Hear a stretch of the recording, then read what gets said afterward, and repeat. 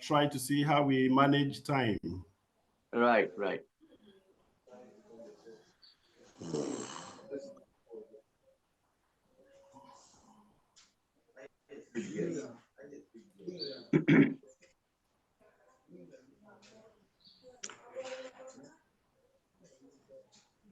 So I want all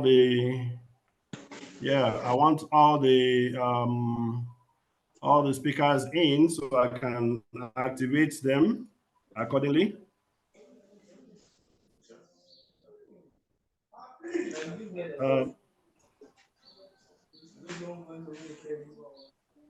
Okay, we will. It's a big house we have today. We have well over 130 participants. Okay. Wow. Hello, Manuel. So, yeah, yes. How are you, my brother, my friend? I'm fine. That is Rajiv Jain. Yeah, from India. Great. As I speak, more people are still registering. My last count was 130 plus. Okay, Doug is on. I know Salon is on. Hello, Salon. Oh, Aslan is my uncle. Yeah, Salon is on. Hi, Emmanuel. Yeah. How are you? Hello, everyone. Yeah, hi. Welcome. Great. Thank you. You're welcome all. Aslan is my uncle for today. Yeah, I can see more of my speakers activating everyone. Aslan, you're welcome. Salon, can you say something? I think you are muted right now. At this point, can you we're hear in me sleep. Yeah, great. You can hear you. Great. I'm sorry, I was muted. So thank you very much, Amos. And hello, everyone. How are you? Are you in Are you joining us from New Zealand? No, I'm in Lahore right now, Pakistan. Oh, great. Let's see. Yeah, he lived in New Zealand for how long was it? 2 years or something like that? Yeah, almost like 2 years. Yeah, 2 years. Yeah. Oh, excellent. I have my chair. Oh, my chairman is here. I have Amos, how are you? Fine, thank you. That's the big one in the house. That is the president of the Nigerian Stock Exchange, NGX Group. Oh, okay. Happy to have you, sir. Thank you very much, Amos. Always proud of you. Thank you, participants. Oh, great. I'm so happy today. I'm so honored. Good afternoon, sir, my boss. Good afternoon, sir. Good afternoon. Good afternoon, how are you? I'm greeting my chairman from the Thank NGS. you very much. Well done. Oh, excellent. Okay, yeah, you'll be having quite a lot of brokers today. Yeah. Well done. Luckily, this was well targeted after your market at 2:30, sir. Yes, that's it. Wonderful time we're going to have here. So thank you. I have on the list of my speakers, I have Professor Amjad. I have also I think I've activated Udo Tong as co-host. You will be doubling up with Talent Nations. Okay, fine. I can see Natalia in the house. Oh, Natalia is in the house. Natalia is of Talent Nations in Dubai. Okay. Yeah, so I'm so happy. I'll wait. Who else now? Okay, first and foremost. Okay, fine. Let me just. I will identify more as we go so that we can kick this. Okay, I can see a lot more. Okay, fine.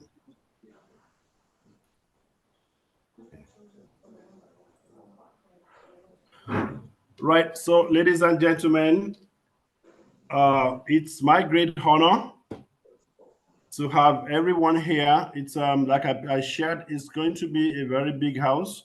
and a lot more will be joining as we are. As of the time before I started, we've recorded over 140 participants to this event. And this participant is broad-based, is multidisciplinary, and is actually to caution us, is actually to give a caution to the new world order. We are all of diverse professions. We have accountants, we have IT professionals, IT experts, and so on and so forth, scientists, data scientists, and many of us stockbrokers, of course, with perhaps legal backgrounds. For the legal background, I'm happy to have in the house from Spain, the founding president of the International Women in Business from Spain, but she will be Wonderful. joining us from Stockholm, Sweden today. Timing that we all have in disparity, particularly I can see the Indian that is almost like 4.5 hours ahead of us. So I think we really need to be on top of our game today. Let me just say that we can just set the ball rolling. Let me set the ball rolling by inviting my father, my brother, my clients, in fact, everything, Alhaji Umaru Kwairanga, the president of the Nigerian Stock Exchange, just his word of this event, because he has been a consumer of technology for almost 20-something years right now. As a client, an average client of mine has been on my software, Cloud Integra, for about 27 years now.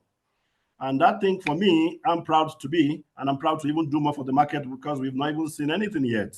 So Alhaji Kwairanga Umaru, thank you so much. So just give us your words, sir. Thank you very much, Amos. Good afternoon or good morning for some other people from other jurisdictions, and some others, good evening. My name is Umaru Kwairanga. I'm the chairman of the NGS Nigerian Stock Exchange. I'm a stockbroker by profession. I've been with Amos for over 20 years. I'm a client, I'm a participant. I'm part and parcel of Amos' progress in terms of issue of IT. So it is my pleasure today to be a participant and to give a goodwill message at this Programmers Foundation Innovation Bed of the Artificial Intelligence and Cybersecurity Career Transformation Summit. Programmers is one of the oldest software firms in Nigeria, and its founder, Emmanuel Amos, is what I would call a Nigerian tech legend because of the so many software and information technology knowledge that he has pioneered in various sectors of the Nigerian economy. I can testify to that in the Nigerian capital market because my firm, Prima Finance, and many others that are trading license holders of the Nigerian Stock Exchange have used Programmers Integra software for our operations for over 27 years or even more, as is stated, with high rates of satisfaction. I'm impressed that Programmers, though one of the oldest firms in the field, has kept itself abreast of the latest development in technology and keeps evolving and reinventing itself to remain a leader in that aspect. This is demonstrated by its hosting of this summit to discuss the hottest area of information technology presently, which is artificial intelligence and cybersecurity. I believe all of us as participants in this summit will get fresh insights and more in-depth understanding of these topics that will aid us in our businesses and our careers. I congratulate my life brother, Emmanuel Amos, his foundation, all the partners, Harrisburg University of Science and Technology, on the successful hosting of this summit, and wish all participants an impactful and rewarding experience. Thank you very much for listening. So happy to get your messages. Thank you so very much.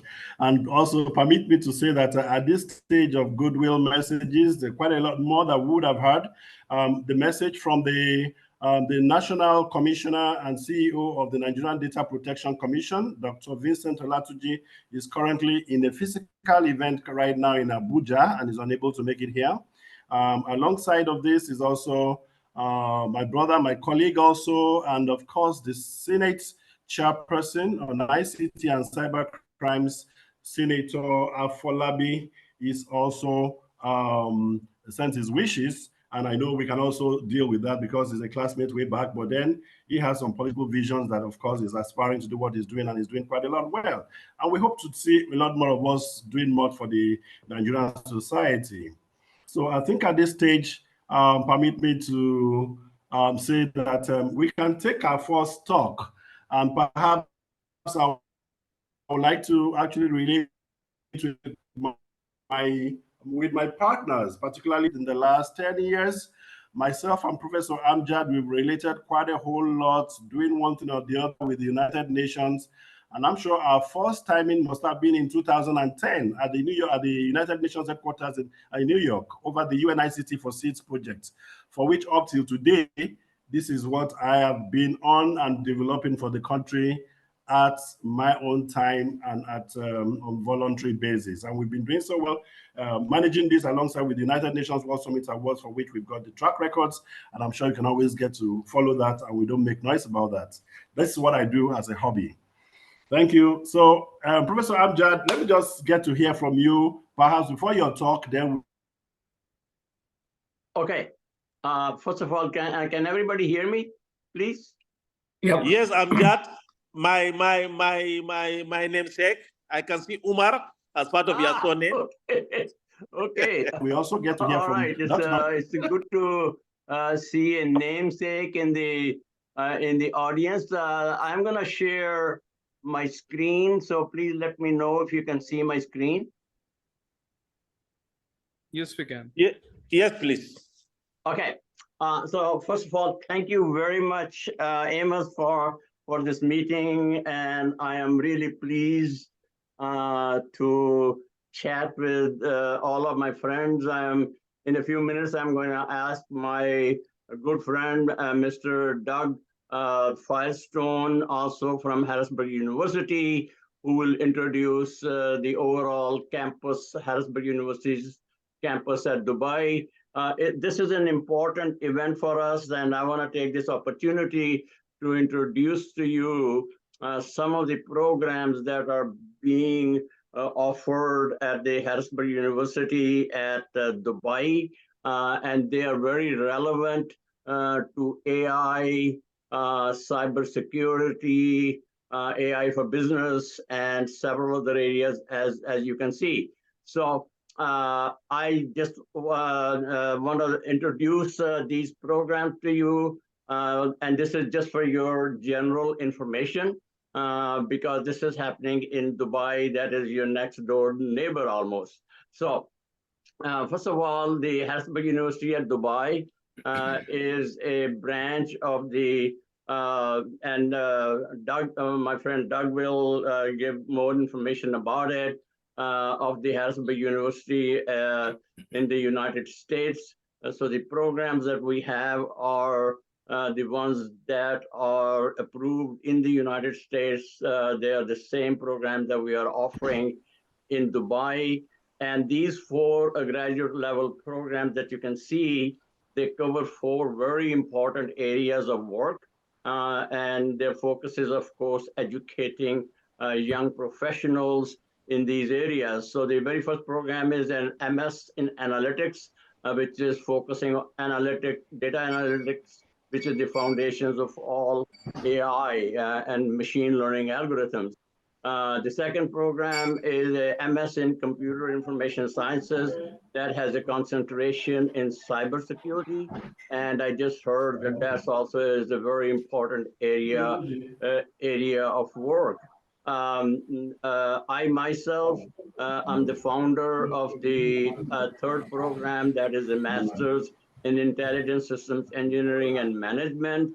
And this program, as you can see, has concentrations in AI for business, blockchains, and cryptocurrencies, cloud computing. And the most interesting part of this program is that it allows you, or allows the students, to build their own concentrations. In other words, the student can take 2 courses from AI, 2 courses from blockchains and cryptocurrencies, and 1 course on cloud computing, and they can customize their own graduate degree. This is a very interesting model that we have currently operating at Harrisburg University. And then the MS in Project Management. This program also is focusing on modern trends like agile, lean specializations, and biotechnologies and human-centered interaction design. So we have these programs specifically being offered from our campus, Harrisburg University at Dubai campus. And I would like to have this opportunity, Amos, if you don't mind, if I introduce my friend, Mr. Doug Firestone. Thank you, very Dr. well. Umar. Okay, so Dr. Umar. Thank you, Amos. And Thank welcome you. and greetings from Harrisburg University of Science and Technology. I bring greetings from the US, but I'm based out of Dubai. I'm pleased to share Harrisburg University's story with you. We're the fastest growing STEM university in the United States. We are only 21 years old, but have grown rapidly in the US because of our strong academic programs. Several of those Dr. Umar just highlighted for you. We have 10,000 students strong in the United States, and our vision is to be able to take our academic programs and share them with the world and share them with people who do not currently have access to our STEM programs. So we embarked several years ago about looking for a global headquarters for the university, and we landed and chose Dubai. Dubai because of its low barrier of entry, access to most of the world via their great airline system. So we're very pleased that we're in the process, a final process of opening our Dubai campus. You should know that we're fully accredited in the United States by Middle States, which is the same accrediting body that does Harvard and the Ivy League schools. So we have very high standards. We're a teaching university. We're not a research university. We're a teaching university, which is very significant. And we're excited because we've been accredited in Dubai by KHDA and also in Abu Dhabi by ADIC. So we're fully accredited and we have our commercial licenses in place and the campus is open. And now we're just spreading the word of Harrisburg University of Science and Technology. And I've been working with Mr. Amos and his colleagues. So I've been very pleased and excited to be able to join this call because we want people to know that they now have access to Harrisburg University. We want the continent of Africa, we want the rest of the world to be able to have access to our academic programs. What's important, because I saw a question come up, our academic programs are done in a hybrid format. So they're not 100% online. There is a requirement that students go to Dubai to take classes, whether it's full-time or if they would like to fly in and out if they're working a current job. So these are in an executive format. It's a 2-year program that we're offering. It's a Master's of Science, and it's very well done. There's 6 semesters. There is a lot of work. They are not easy programs, but I will tell you that they're taught by the same faculty that teach in the United States, and we're able to bring those to Dubai and to all of you. What's very important, and Dr. Umar mentioned it, is that our academic programs, because they're accredited in the United States, the diplomas, the programs are all the same. So this is not anything different. It's identical to what we offer in the United States. And that's significant because the United States Department of Education and the United States Department of State recognize this. So this is not, and I want to make sure people that get trapped into this, this is the same as if you're attending Harrisburg University in the United States. So if you would go to a consulate or go to an embassy, that diploma is recognized as being an in-person diploma, and your money is very, very well spent on top of the academic programs and getting great jobs. You have the benefit of getting a true U.S. degree as well. So we're very excited about this. I can talk much, much more, but I'll just pause there and let Amos take it back. But I thank you on behalf of Harrisburg University. I look forward to connecting with many of you individually, and I look forward to welcoming some of you as well to our Dubai campus. So I'll be more than happy to continue dialogue and sharing our experiences. Oh, Amos, great! Thank you, thank you so very much. Thank you so very much. That was excellent. I think on that note, we're still in good time at that point. I would like to have a very, very, very powerful human being. This man, actually, recently I got to know he's actually headed the IT, the software engineering unit of of Sterling Bank, and at a point, very recently, he has chosen to engage himself. So in the house, I have Mr. Chigozie Anyaso. Chigozie Anyaso will be talking about data privacy and ethical responsibilities. And Mr. Chigozie, please, you can take the floor. All right. If you can help within 5-7 minutes, I'll be more than glad. Thank you. All right. Thank you so much. I'll be sharing my screen now. And good afternoon, everyone. I'll be sharing my screen now so that I can take this as fast as possible. Please, if you can see my screen, just let me know. Yeah, we can. Awesome. Awesome. Also add that the man became an author. Let me also add that he became an author because this concept is already in book form that you can buy from Amazon. Please go ahead. All right, thank you, sir. Before I start, I want to acknowledge Amos Emmanuel. I learned from him. I did my internship from him in 2002. Yeah, many years ago. So, I mean, anybody who passes through him, you will learn and be empowered. So I always acknowledge him for that. All right, without much ado, so data privacy and ethical responsibility.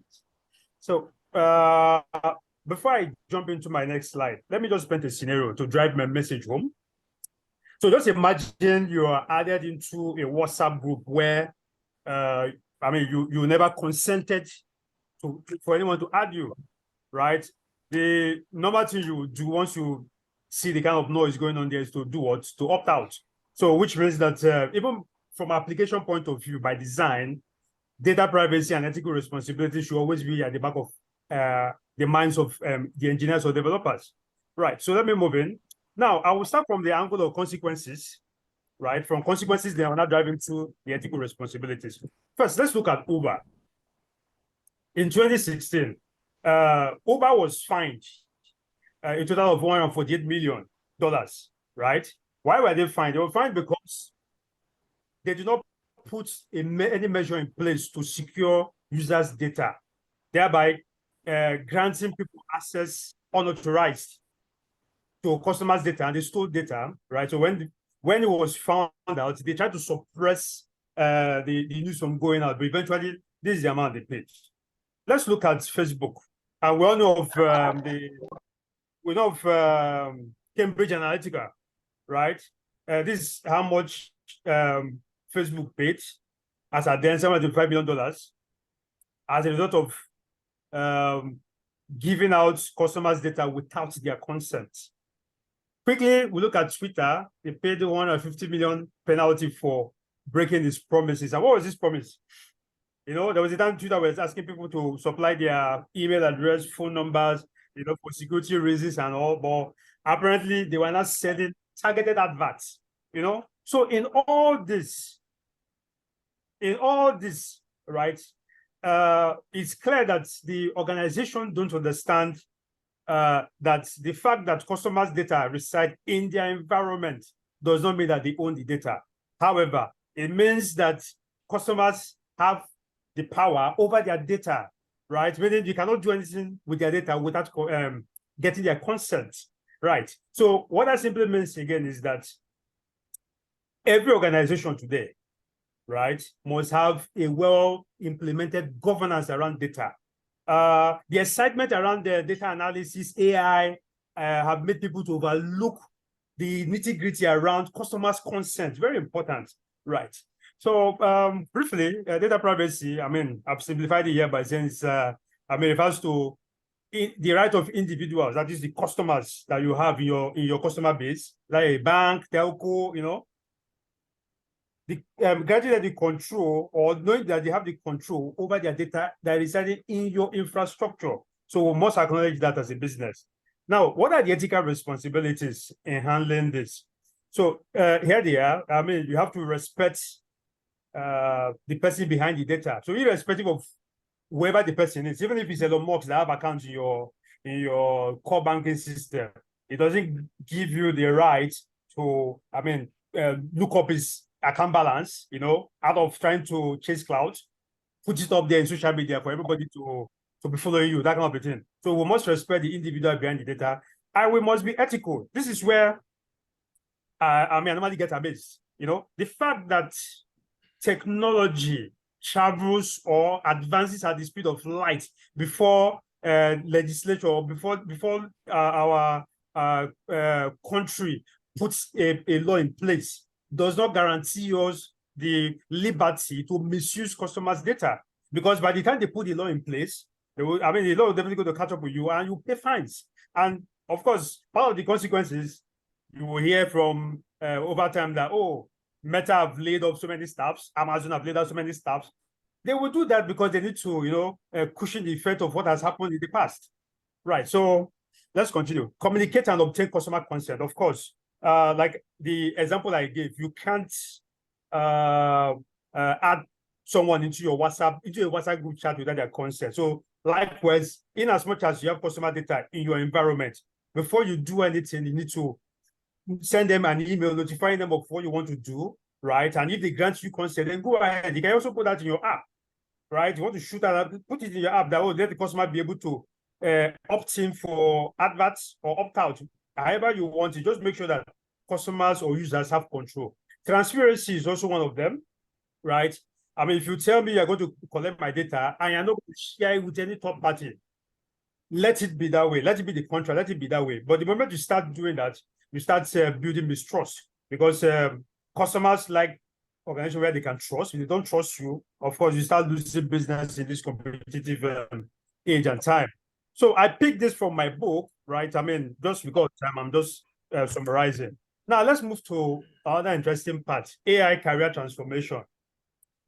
Look at this guy here. This AI. I mean, maybe he's trying to take over my job. I don't know. I mean, we know that AI is not everywhere. They do everything. In fact, they even threaten a lot of jobs, you know. But I'm here to let us know something. And for the fun of this conversation, AI cannot drink beer. I don't think so. I'm here to see any of the AI robots that have taken any bottle of beer. So it's not everything that AI can do. All right. So AI, career transformation. With AI, you can bring your ideas into reality. Let me quickly dive in. So I wanted to create an audio book, right? And I thought of, okay, fine, I need to go to the studio. I need to set up all kinds of things to make sure that I'm able to record noise filter and all that, you know. But I came across this application, I mean, this app called Flicky.ai, you know. With this tool, right, the likes of those that are into music, voiceover, artists, they are all in trouble. But however, they can make use of this tool to enhance their business. Yes. With this tool, I was able to copy a content from my book, paste it in the AI. I selected any voice of my choice in any country, and it was, within 5 seconds, I'm done. And I play the audio, then the voice will read out the book for me. I read out the content. Very easy and straightforward. That's interesting. And another good thing here is that with this, you can actually record your voice so that whenever you get gigs, right, from people that say, okay, fine, we'll need you to help us do a voiceover. You can actually use this to do all those. Hello, I don't know. Is somebody trying to talk to me? Sorry, please, can someone just shut? Please, can you make sure that you are muted while you are not talking? Before this event, I shared the ethics of this event. Thank you. All right, thank you, sir. So let me proceed. So with this tool called Flicky.ai, if you get any voiceover gig, you can use this tool and you make your money. Very simple and straightforward. And with this tool, you can also record your voice. You can train the AI with your voice, and going forward, your voice will be the one be used as a voiceover for any kind of project you have. All right. Grammarly, this is also a career transformation. For those into writing, of course, I've never been in writing until this year. So I left the banking environment. So now I have enough time. So I came across this tool. Hello, can you please mute yourself if you're not the one talking, please? Thank you. So with this tool, you can actually go far. In the course of writing my book, I met some proofreaders, and they gave me a view which was quite high. I was just wondering that this is crazy. But with this tool, right, you can easily, proofread your writing. You can use it as your writing guide.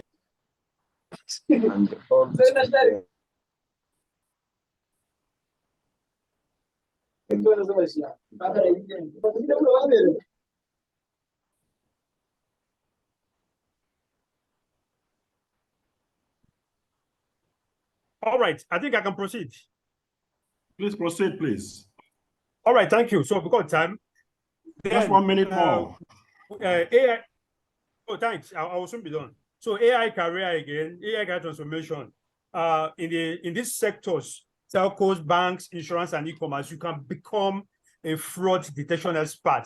Once you master any of the AI or machine learning model, once you understand the model that fits into anomaly detection, right, then you can use that to solve problem in any of these sectors, right? But that shows that if you are a fraud detection expert today, you use the manual approach to track fraud, then that's after the fact and all that, with AI, you can actually automate all this process, improve it, and all that. Thank you. Thank you so much. Yeah. Thank you so much, Chigozie. I saw there. That's brilliant and excellent. I'll move on to the next. I think in the course of my putting the algorithm for this event together, I had to look at the security, because this is the beginning of fears that people do have about artificial intelligence. Rather than you being afraid, you should ensure that you are engaging artificial intelligence in a manner that you must be confident about the steps that you make. Now, next, I'll be speaking with a very, very, very powerful woman of diverse background. In fact, first is I just know she's legal, and today she will be talking to us about the biases that we could find in algorithms.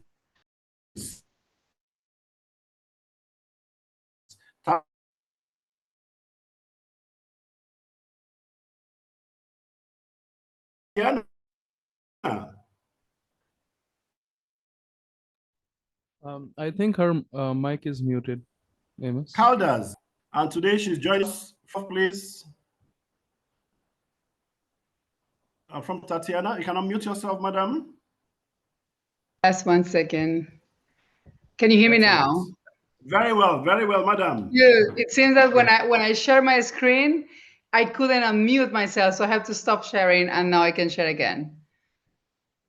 Sorry about that. So let's do it. Thank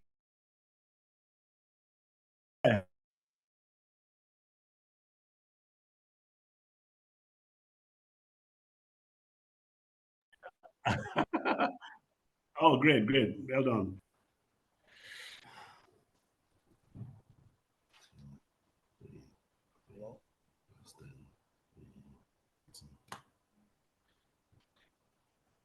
Can you confirm your sound again?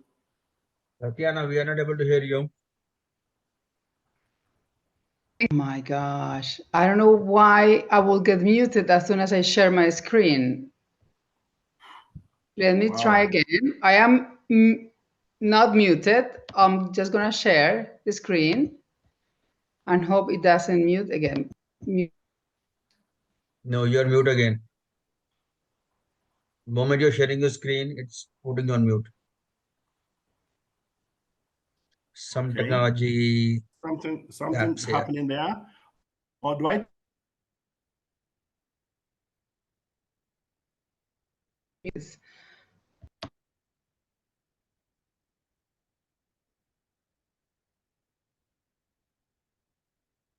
Mute. Yes, it's working now. It was working for a moment, but it's going again. Rajiv? Yes. Let me see. Can you hear me? No. Yes, we can hear you now. Now you can hear me. Okay, great. Yes, and you can hear see the you. screen. We got your sound now. Great. Please go ahead. So you see the screen as well? Absolutely.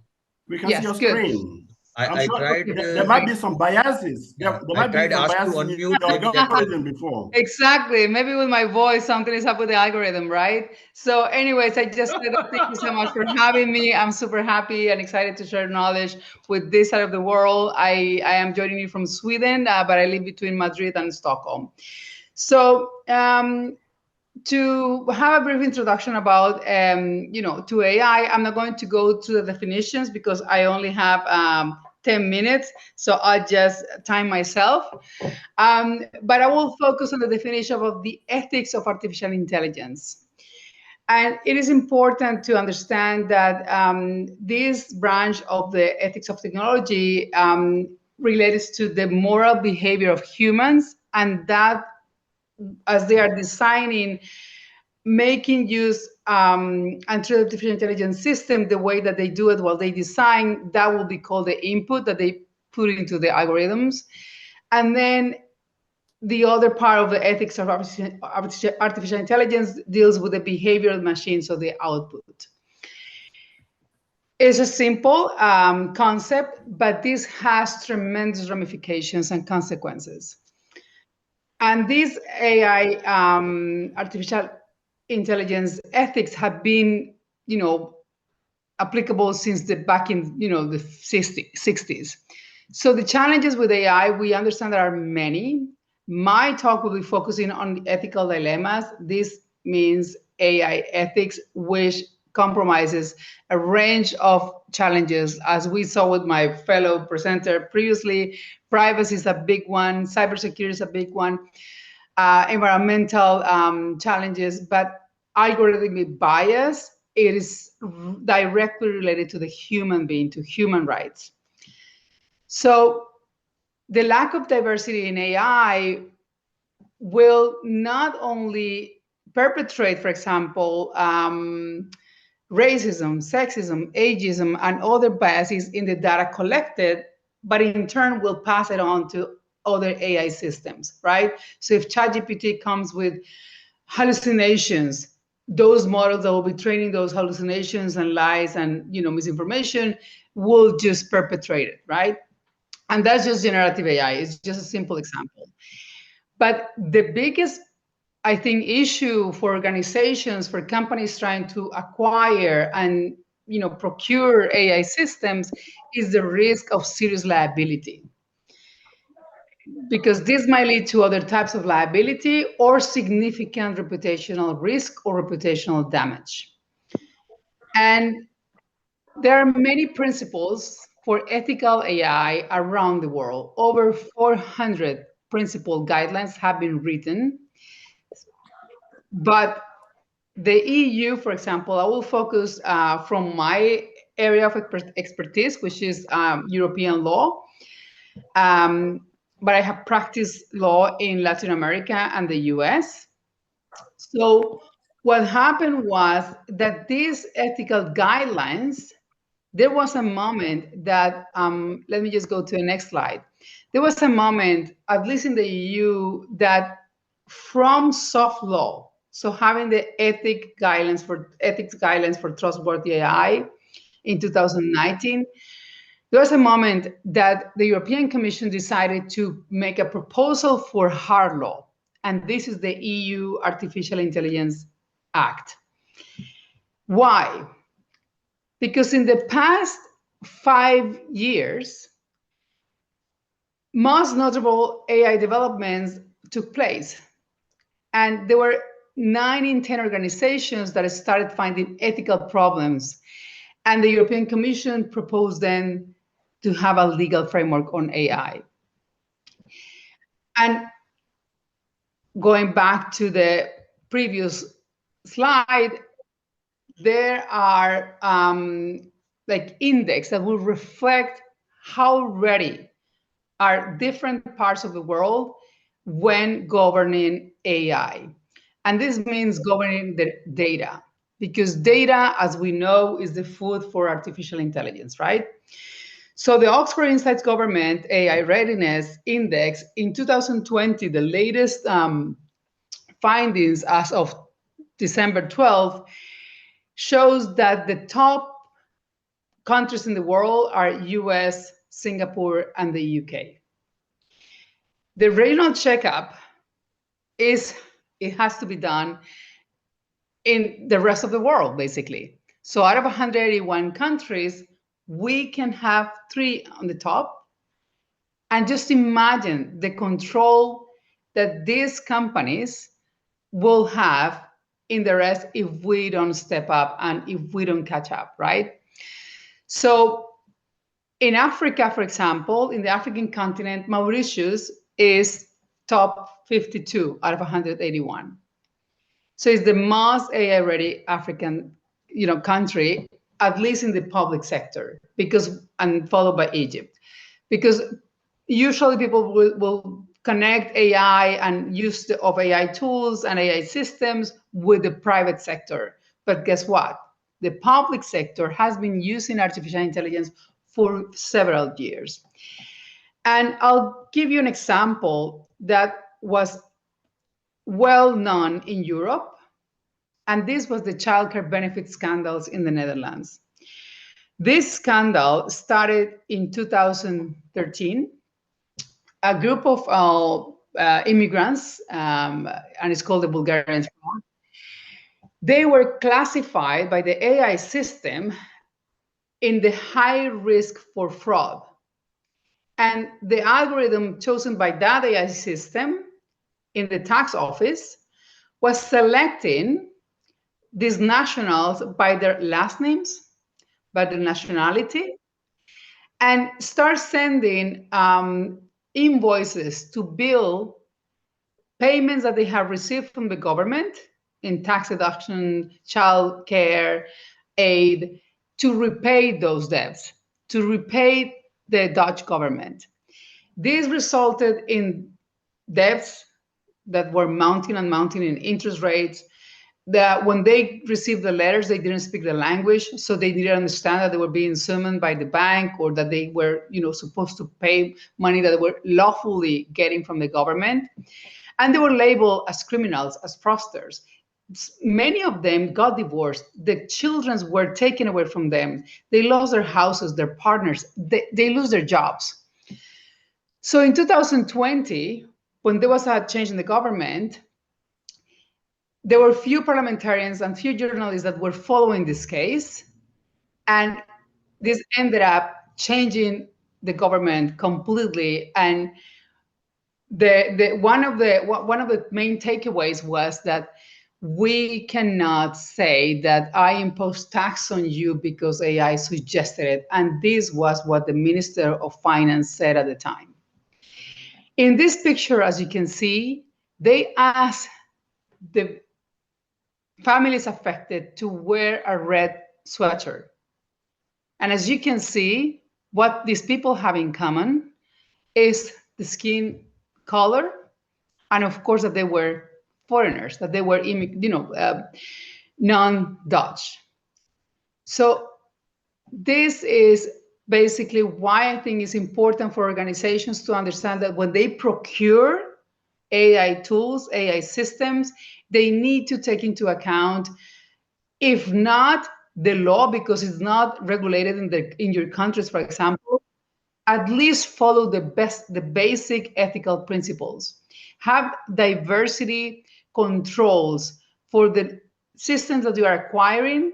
Make sure that those ethical principles can explain, if you follow, can explain why the AI throw this result. What was the output? Test the AI system that your organization is acquiring.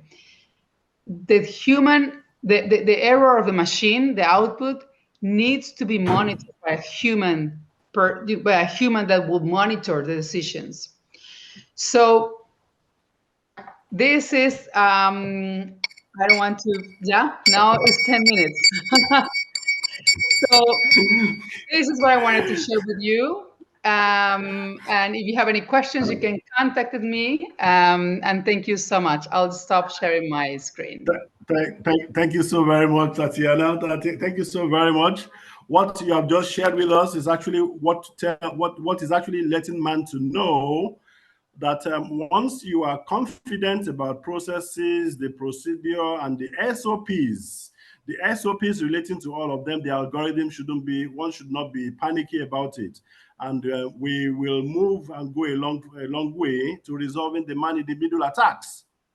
Okay, so thank you so very much for that beautiful paper, and I'm sure much later we'll be able to do more on from the perspective of policies on AI, and that is why it's actually quick for the EU to have come up with an AI, an AI for EU, when AI for Africa is still pending because people are yet to think. People are just workshopping and there are actually no actions yet. But at any rate, we'll see how this pans out, because we need to be comfortable with the adoption of AI. So please permit me to take the paper and the presentation from my dear friend from India. Ah, man, this man is the first ever certified NASCOM master coach from India. And when I say Rajiv Jain is number one, and because of Rajiv Jain, we have quite a lot of other people here that are actually joining us from India. So Rajiv, you're welcome. Thank you.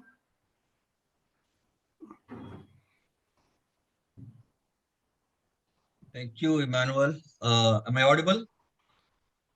Very well, very well. Okay. Is my screen visible? Also visible, sir. Okay. Thank you so much. And I think Tatiana put me on a tight spot by being so much on time, right? I'm not habitual of speaking and completing my sessions within time of 10 minutes. I'm habitual of conducting extended workshops lasting for many days. So I was talking to Amos, maybe I might not be the right person. Still, I will try to at least copy 10% of what Tatiana did, if not more than that, right? Thank you so much. Let's get started, sorry, guys. Before you start, may I just commend the work you are doing as consultants to the Association of Universities in India? Yes, so I'll be skipping that. I only have 10 minutes, so let's focus on the message which I want to share out. Okay, I'm skipping all these parts. I'm skipping this. So one part maybe I can discuss. I work with some premier institutes, including Seneca College Canada, Carleton University Canada, and some of the very eminent institutes of India. in their executive leadership workshops, or promoting the technical writing profession, or the PMP part, or the agile, promoting agile, promoting technical communication. So if any of you are looking for any help in that, you can reach me anytime on this part. So let's get started on this part, right? We all are living in the digital world. Yes, no, right? Maybe you can type in the chat window to keep me pushing for this part. Yes, we all are living in the digital world, right? In some countries, digitization is less, some it's more. More developed the country is, more the digitalization is, right? So that's what it is. And yes, we are living in a VUCA world, right? I'm not going to explain all these words. It's volatile, uncertain, complex, ambiguous. We are living in that digital VUCA world. Adding further to it, we are living agile digital VUCA world, right? The digital transformation, Scrum, Kanban, these are the, some of you who are into this world, they must have seen, I'm sure Ramzad must have seen this, because they're also promoting agile and lean part. And being an agile coach, I can easily relate this part on this part, right? So we are living in an agile digital VUCA world, which is icing on the cake entrance of AI, right? Is it a threat or not? Maybe we'll come to know. As of now, many people are anticipating it will take our jobs. Okay. But this has never happened, right? Even when the computers came, people started thinking that it will take away jobs. But it has generated more opportunities than taking the job away. But what those opportunities will be? Do we know those opportunities? If we don't know those opportunities, are we preparing for an unknown and uncertain future? We don't know. How many of you anticipated 15 years back that we can have a video call like this, where participants from 5 different continents presenting a session and exchanging together? I don't know Tatiana, I don't know Iman personally, I don't know Amar personally, I don't know Nelson personally, but we all are connected here and presenting and sharing our thoughts. What the future will be 15 years down the line, we don't know. So the academia is burdened with something which is unknown and uncertain. When they are finding it difficult to prepare students for the current usage, how can they prepare students for something which is unknown, which is uncertain? Can any of you want to share your thoughts on this part? We are saying opportunities will go away, right? For me, it's more opportunities will come. A very funny video. I'm sure some of you must have seen that part. Let me know if you're able to hear and see this video properly.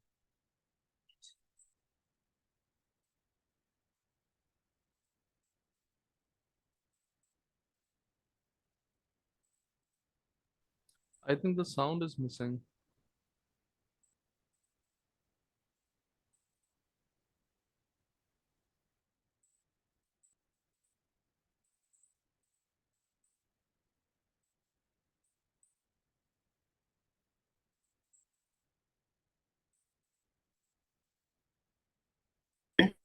The sound is missing.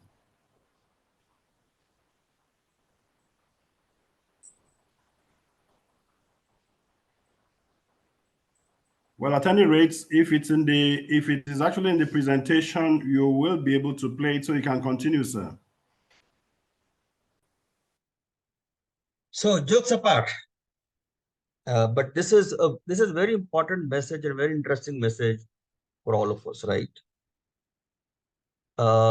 Something of this may emerge somewhere in the bloom, and we'll come to know we never anticipated today, right? So wherever there is a personal touch, wherever there is a human touch, think of the marketing, think of the pre-sales, think of a typical, right? Though we have automated customer interactions, right? Maybe 10 years down the line, when we are having a human person taking up your personal call, that could be something to advertise with, right? We are having humans taking your call. Maybe that could be the day we are looking forward to. But again, with this video, right, the message is we don't know the future path, what the opportunities will be, what courses will emerge. AI ML is coming up like anything these days. Data science is coming up like anything these days. Data analytics is coming up anything like these days. But there is a core to it, right? You cannot be a master of all the subjects on day one. But all these courses, are there any prerequisites? Are there any basic skills which are enough for you to choose from the laundry of courses available? Something that match your own passion, something match your own interest? There are a few things which you can definitely work on. But can you do alone? Let's figure out. Right? How to prepare for those opportunities? Maybe if anyone from college or universities, right? We need to enhance the employability skills of the students. And as per my experience, which I'm running a group called Faculty Transformation, 90% of academicians are not even clear what does the employability skills means. They are not clear. A lot of grooming required for the teachers and the faculty members to understand these terms. Who is spending time on that? Anyone doing that? We are focusing on preparing the students for an interview. But is it interview enough? Right? College universities need to work with the corporate to update their curriculum, to invite professionals. And in the name of professionals, you must have seen many of these institutes or government bodies or universities, they invite C-level executives of an organization. What a C-level executive will actually contribute to apart from giving money, nothing more than that. They can only fund certain things. You need people for the funding part. But at the end of the day, implementation is done by the professionals with an teaching touch, personal with the human touch, professionals who can train others. Not every professional is meant for training. You need to start thinking beyond just collecting free from the students. These are the things you need to do. And again, college universities can't do alone on their own, right? Industries need to change the way they have been hiring. Very recently, I reviewed the entire recruitment process of the mass hiring companies. Still, they were following the age-old process of 90s, which was carried over till date. Man, things have involved so much. Change that. Change your expectations when you're hiring a fresher. You are not hiring an expert. You are hiring a fresher. You need to understand what they bring on the table. You can't evaluate everything on day one. You need to change your attitude. At the end of the day, both need to work together. We can't work in silos.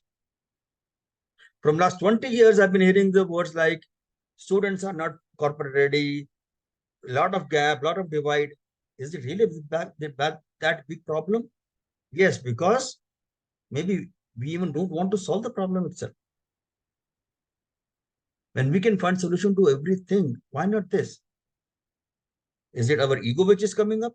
I don't know. I'm just thinking aloud. What can we do together, work together, and bridge this ever-increasing academia corporate gap? Definitely need to come together. Let's not wait for other person to come. Let's take our first step. Let's start helping each other.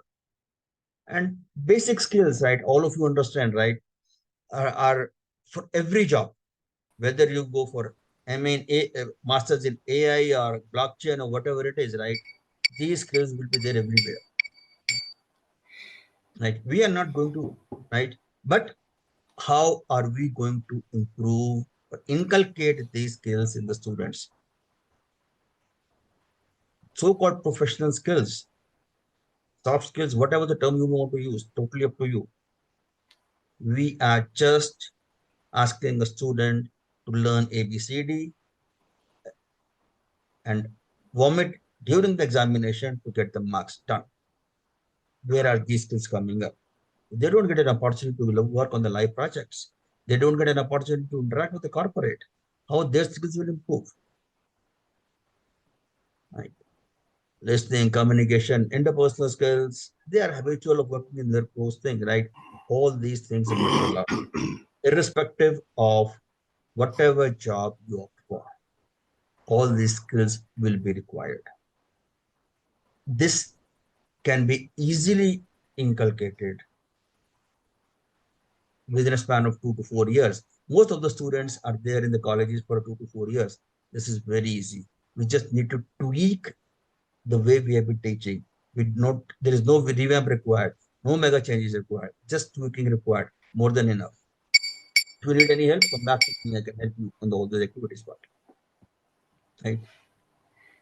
This list goes on, right? All these things will help every recruiter to understand that I don't have to invest in the basics of anything to make this candidate corporate ready for me.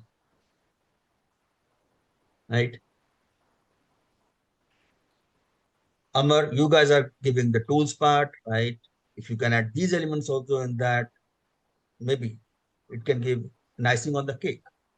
If it's already added, that's great. Right? At end of the day, academia, corporate need to work together, update the curriculum, first groom the faculty, mentor the faculty, then reach out to the students. And there is a trend of hiring the professor of practice, which is catching up these days, right? US, Singapore, India, Malaysia, Philippines, these countries have started hiring professor of practice. They can be the one who can bridge this academia corporate gap, whether it's AI, ML, data, whatever it is. Academia corporate need to work together to bring a win-win solutions for the entire community. That's the message I wanted to share in this part. Thank you, Manuel. I'm not sure whether I was on time or not. Thank you. That was also perfect. Thank you so very much, Mr. Jane. That's coming from a number one NASCOM certified master trainer. So a NASCOM there is actually the IT body for India. Thank you once again from the Race Society. Thank you so much for the faculty. Okay, next I want to have Natalia Berdieva of Talent Nations, if you're in the house.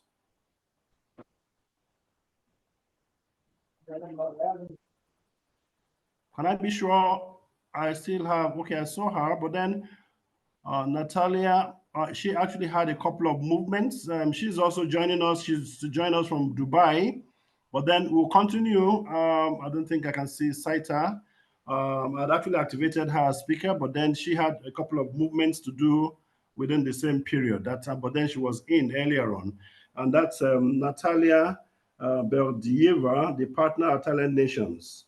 And Talent Nations is actually that's digital service marketplace in India, where we actually have a partnership with them that Innovationbed in Africa actually screen Africans, and we actually supply Africans with certain levels of specialization for open jobs that may actually be there from the Middle East on the platform of the Talent Nations. And that is why we're so happy that some of these specialists are already engaging Talent Nations for the future.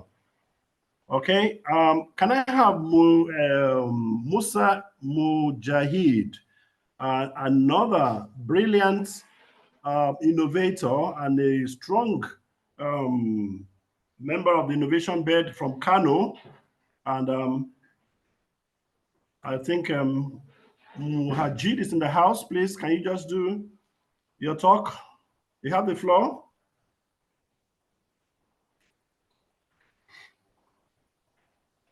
Mujahid is a very young entrepreneur and a first-class material at that.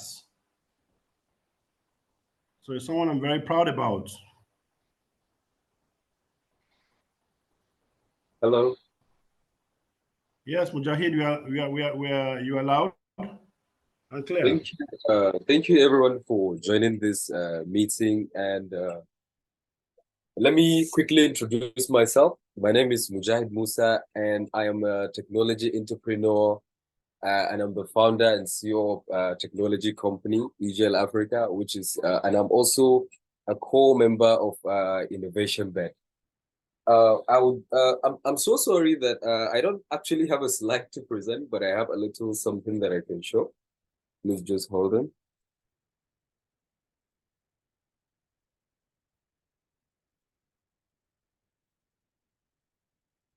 Sorry, can you see my screen? Hello?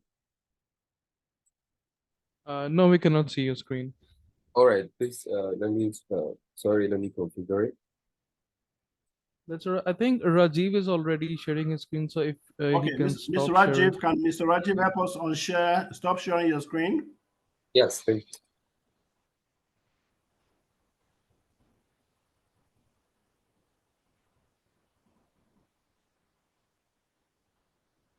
Mr. I Rajiv. already stopped sharing. Is Sorry, it I'm not trying to Oh, share great, this. great.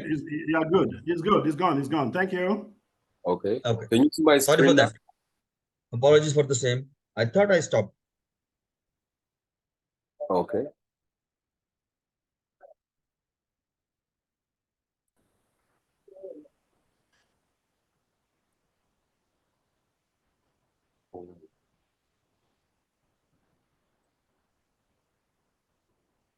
Or if I may ask, is Mr. Udotong in the house, or could you help us to relate with Thailand nations if you have one or two things to share, at least from the Nigerian perspective? Mr. Udotong, are you in the house? I'm here, but I don't know. Let me. Yeah, maybe later on. Let's take this paper first. Let's take Musa, except if he wants you to speak. Okay, sir. Okay, Musa, are you okay? All right. Okay. Please, Mr. Dotton, please go ahead. Please take the floor. Let's just know about Thailand Nations.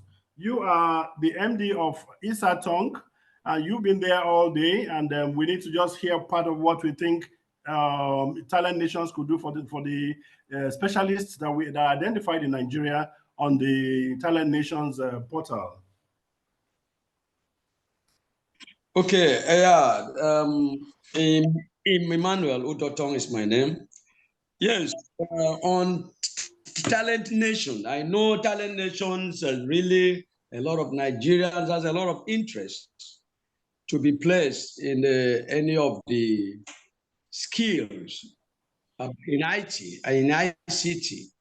So this was introduced to us 2 years ago. A lot of people have been working toward that, making sure that they are placed in any of these IT skills all around. So a lot of people in Nigeria have been registering in universities, in the industry, in IT industries, they have been registering, but the Talent Nation have not been able to meet up. They have not been able, some of the skills that they are coming up with are not currently in Nigeria. So we've been doing a lot to make sure we update people, upgrade them so as to meet up with what is demanding, what Talent Nation is demanding all over.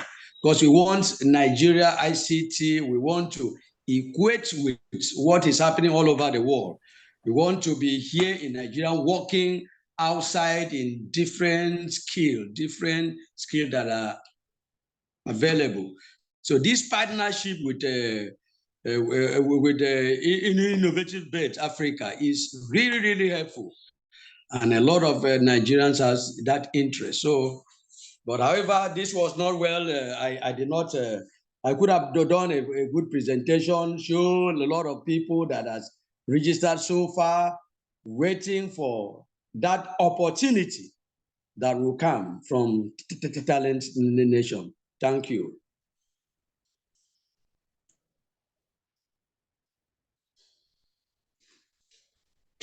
Yes, Mr. Moss, you can continue from there. Yeah. You guys are around.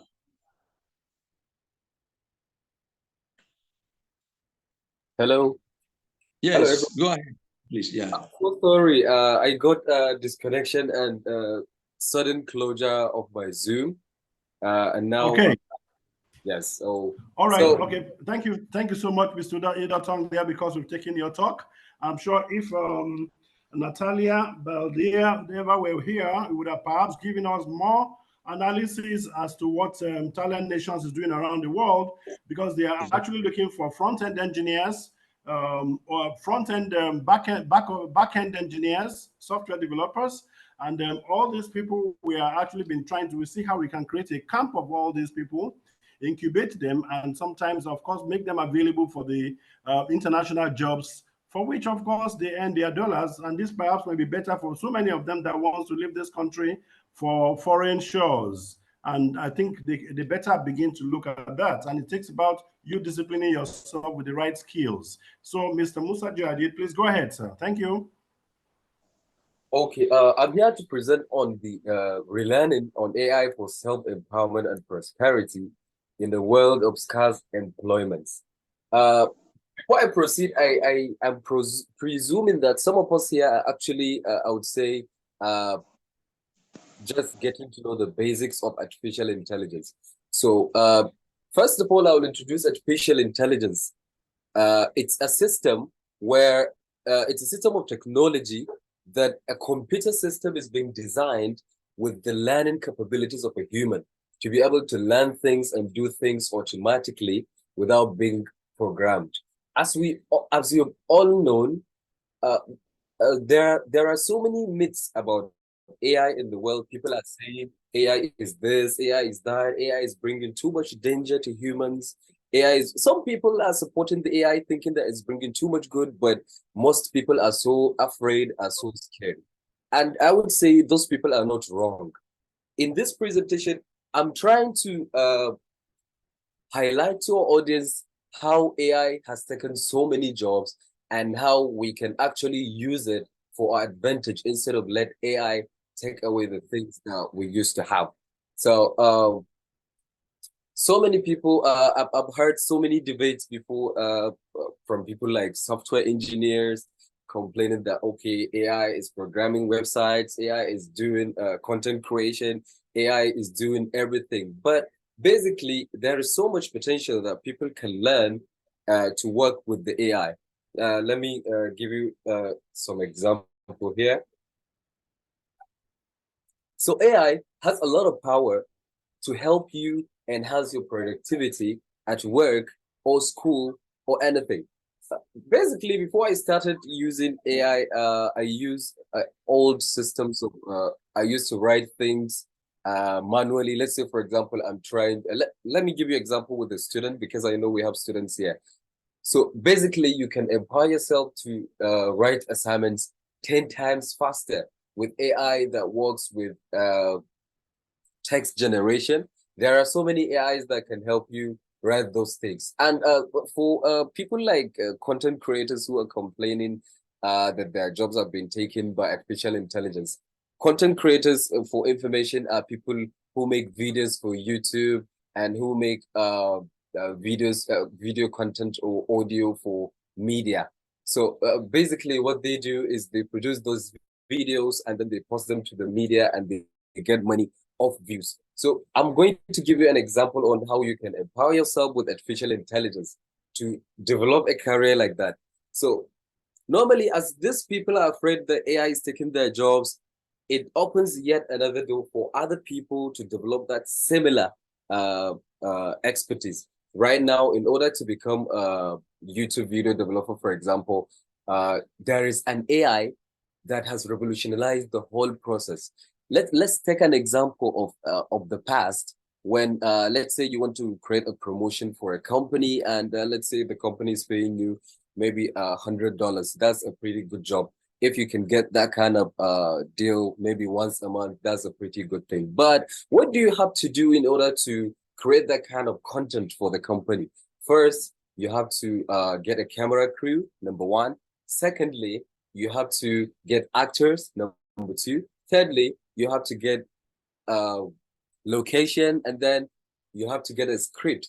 But what if I tell you that this artificial intelligence that we're talking about has a way of creating all these things for you without your need to get all these other things that will cost you money. What I mean is, while the traditional YouTube video maker needs to get all this camera and so on, there is an AI tool that will just let you, for example, input a script, and that it will give you a human human figure to speak your script, and it will actually follow all the rules you've said. So I'm saying there is a way you can become a videographer without even having a camera or hiring a crew or anything. Moreover, there are so many things like content creation, content writing, for example. There is what we call automated journalism. So many people, so many journalists are still using old methods to write their stories. They have to go source for information, blah, blah. This kind of journalists are still scared. They're thinking, okay, artificial intelligence is taking our job. Of course, yes, it is. But the bottom line is everybody must get a way to incorporate artificial intelligence to help them work faster. I have things here. I'm sorry that I don't have a slide, but I have things that I think I'll try to explain the basics of AI to laymen. So, sorry, oh.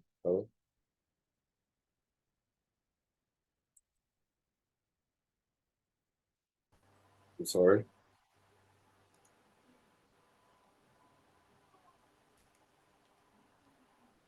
So, let me quickly discuss the advantages and disadvantages of the artificial intelligence for a layman.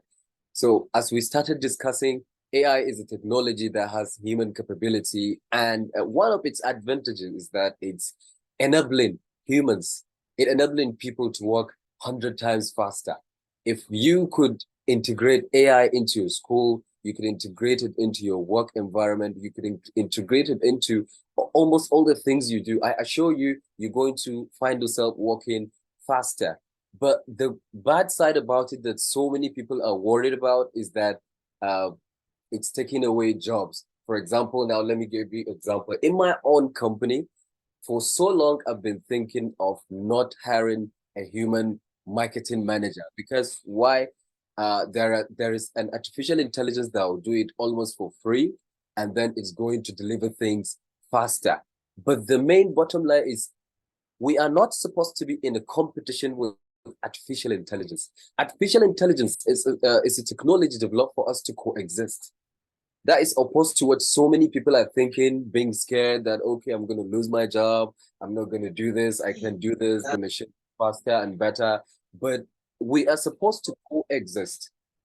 Okay, so AI has the power of doing all these things, and I'm going to give you a few examples of what AI does. So we have some good AI technologies that are worth exploring, and I will recommend all of the students we have here and the people and non-techies that are working to explore.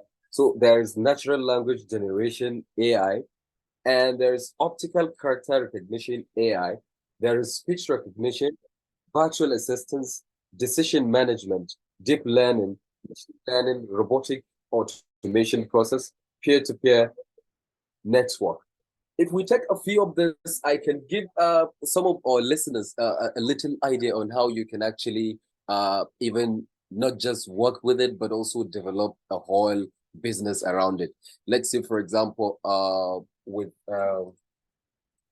optical character recognition AI, which is OCR, you can it's designed to detect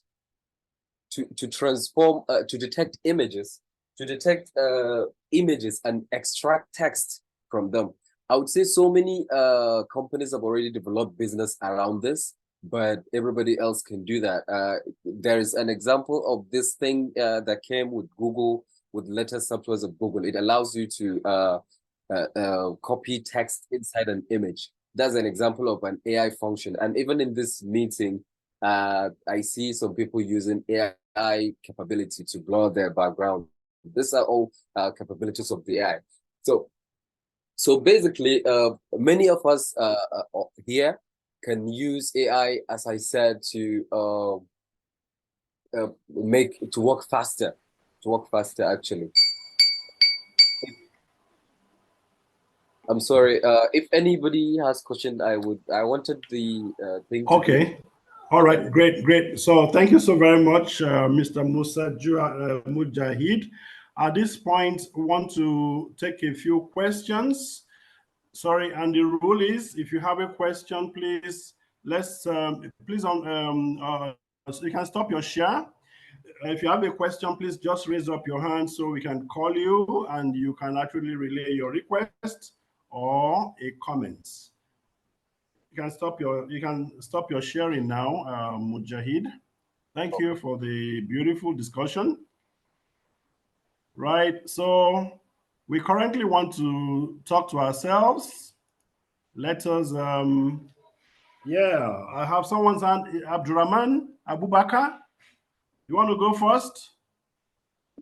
Yes, sure. I want to go first. So drop your hand first, then unmute and speak. Go ahead.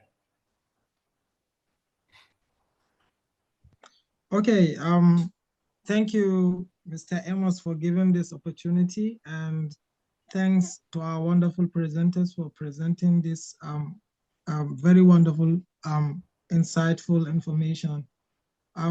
My background is I don't have any knowledge in AI or machine learning, but to some extent, I've realized that I have no option than to go into them.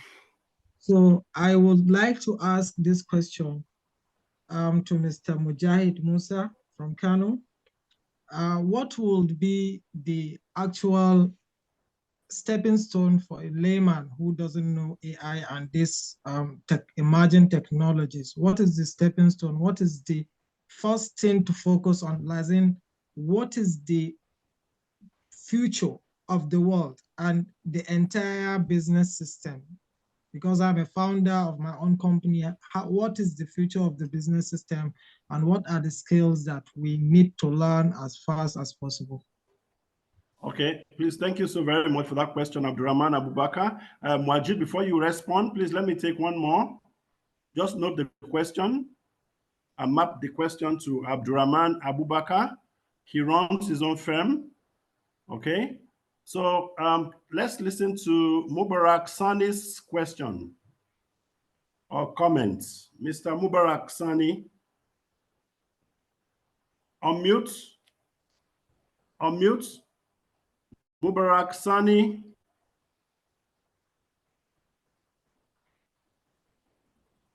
Kindly unmute yourself. Mubarak Sani.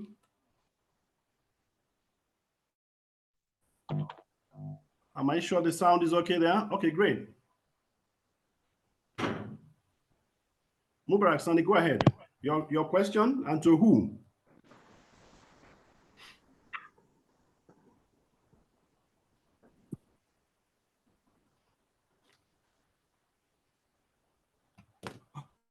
Okay, let's get somebody else. Let me take Anas Dalhatu Yahuza. Anas Dalhatu Yahuza. Yes, sir. Excellent. Please go ahead. Who are you? What's your background? And what's your question? Yes, sir. My name is Anas Dalhatu Yahuza. I'm from Zamfara State, Gusau. My background is I'm a computer scientist, sir. Okay. Yes, and I have a very passion in AI technology, and I just started it just some months ago, and I make some videos, like Mr. Mujahid said. If we want to become YouTubers, we can use some applications, AI applications, to make some videos without getting any cameras or something like that. So I have already using those applications, and I make my video, and I'm very happy with that. And then I just need to ask for something, please. if there is some link or something that can help us, we distant beginners, so that we can improve our own distant knowledge, or to learn something from All right. other people. Thank you, Mr. Anas Dalhatu Yehuza. Your Yes, points sir. are noted. I'm quite impressed at the positions and what you have actually. Are you already in the AI club group? Yes, sir.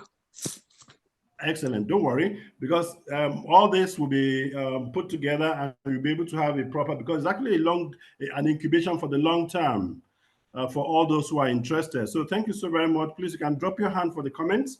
Okay. Any more? Mubarak Sonia, are you ready now?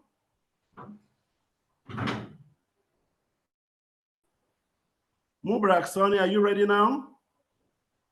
Okay, let me take Mr. Emmanuel Dotong. Your hand is up. I come again. Emmanuel Udotong is my name. Your comment, your question, and to who? Yeah, my question is on this AI. I think the first speaker actually mentioned much about the AI, but in all, I've not seen this area that are so much important in the AI. That ChatGPT is doing fabulous, wonderful thing in the whole in the whole AI systems. ChatGPT is doing a lot. In most of these things we are doing, ChatGPT is helping us so much.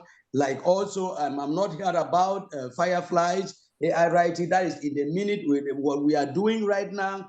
At the end of it all, because of the power of the AI, they can give us verbatim of what we are doing. They can pinpoint who said this, what said that, and what material, what can we derive from the whole of this very meeting.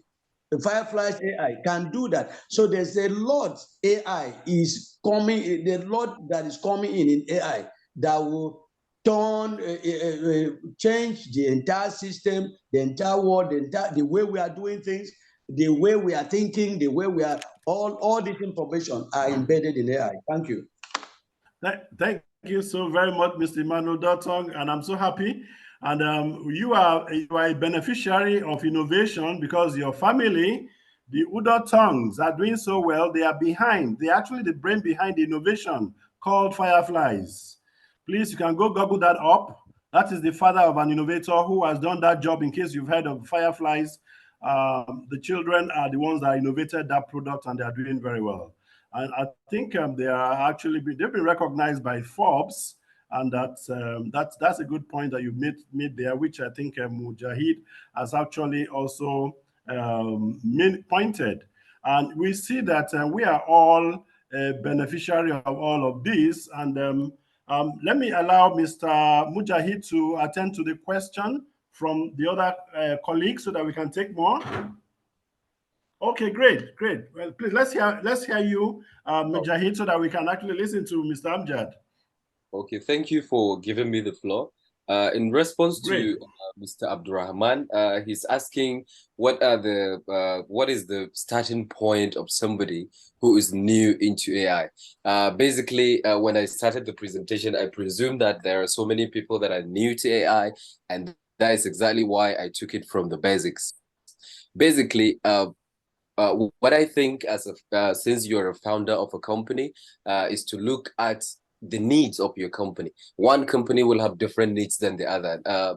One company will need an AI that will be making videographic content. Another company, let's say a data analytics company, will be looking at an AI that can analyze tons of millions of worth of data, maybe in a few minutes. So basically, I would say you need to look at the needs of your company, and then yes, and then there are resources all over the internet.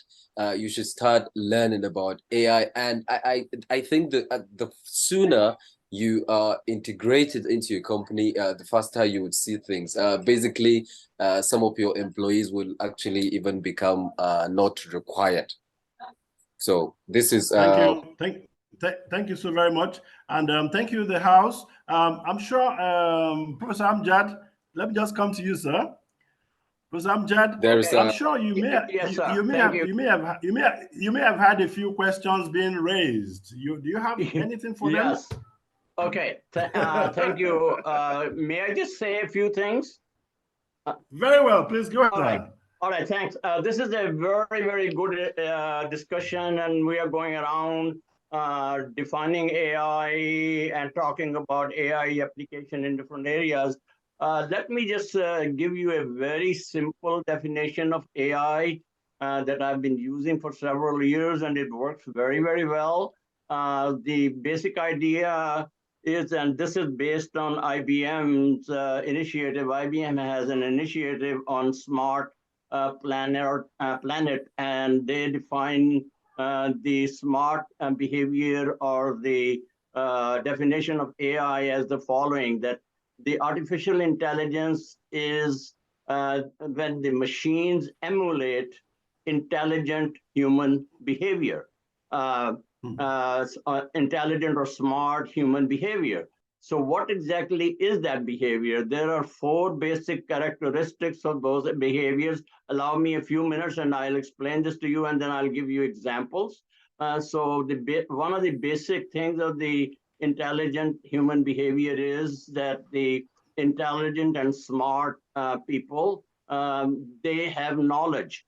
They have knowledge of a topic. So for example, if you want to make a video clip, the person who makes the video clip has some knowledge about how to make a video clip. The person who does marketing knows has knowledge about how to create marketing plans and how to actually sell the products. So the knowledge is a very important part of intelligent behavior and smart people. So that's one important part.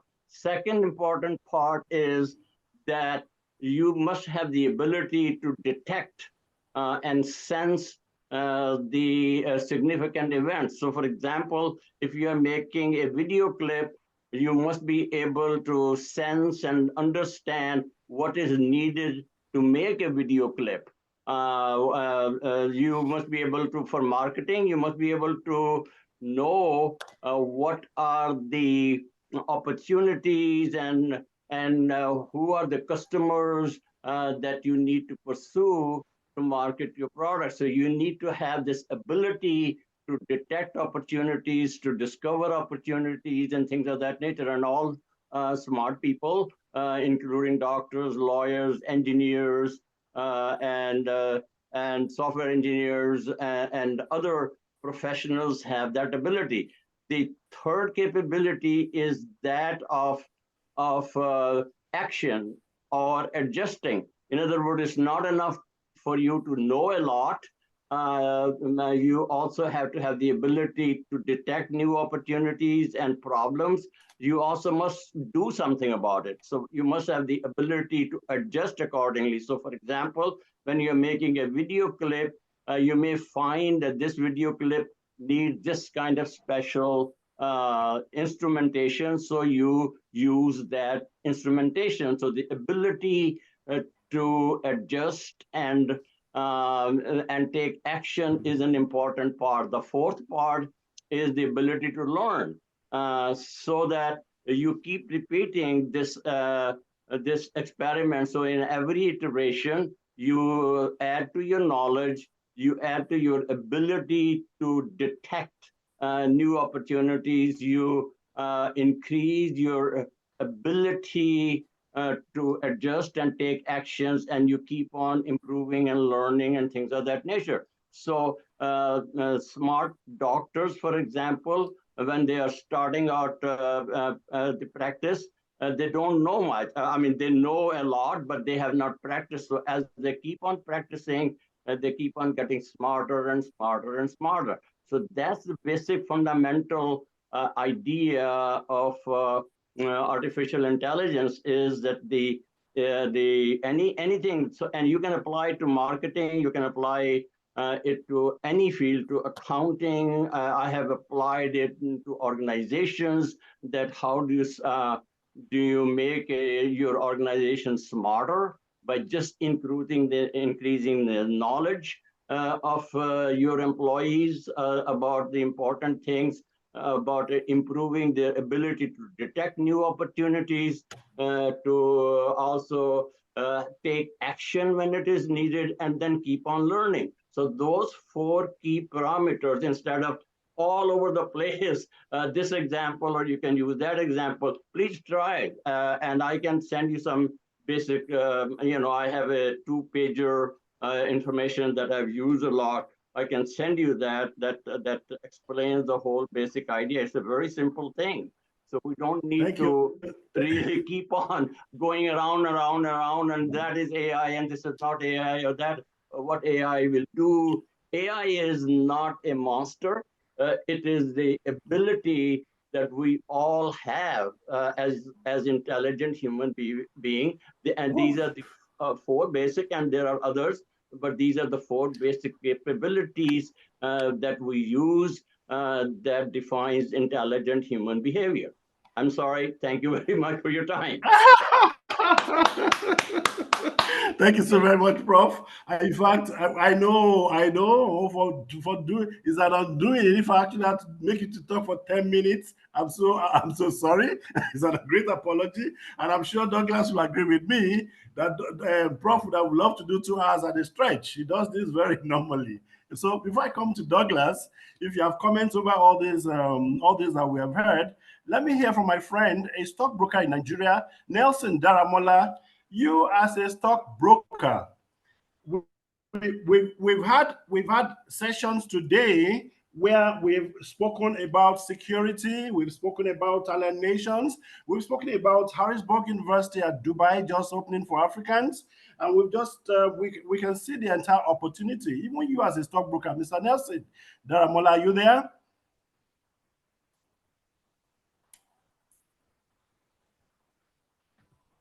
Mr. Nelson Daramola, are you there?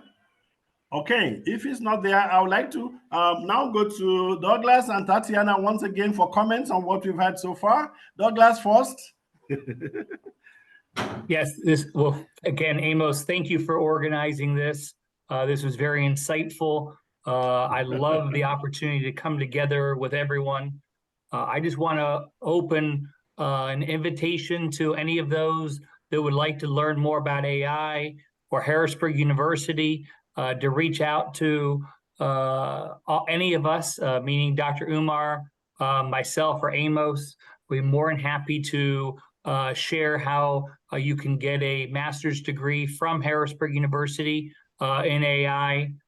We would love to visit with you, and we'd love the opportunity to have any of you visit our campus in Dubai, or if you get to the United States, visit our main headquarters in the United States as well. So thank you for this, and I look forward to more of these.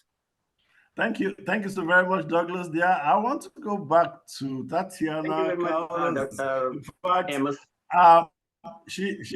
Yeah, thanks. So she leads a revolution, particularly for women in business. How do you feel about this, and how are you able to? Like, you can imagine in this session, I lack a lot of women, and I know women can do quite a lot. How do you cope? How do you cope, and why are you able to do this?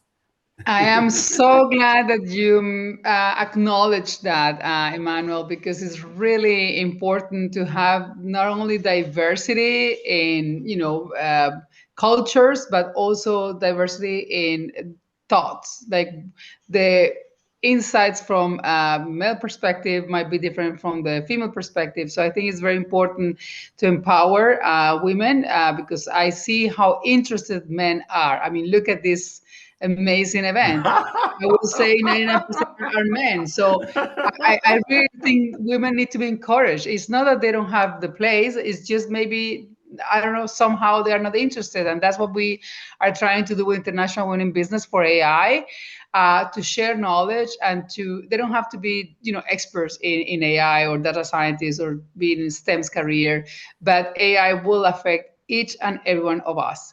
So it's important that we understand how it will affect us, what rights do we have, and the regulations are coming. Existing laws are applied, of course, but the ethical guidelines and principles, I think everyone should be aware of how they can protect their own rights. And it's important that if we have been affected by an AI system, that we are notified that the decision was a human or machine made, and that is very important. So the transparency into the AI ethics is a very important principle. So no machine should decide if you get the job or if you get to enter university or college. Thank you. Thank you. And Thank I you. hope to be part of Thank you the so next very, one next year.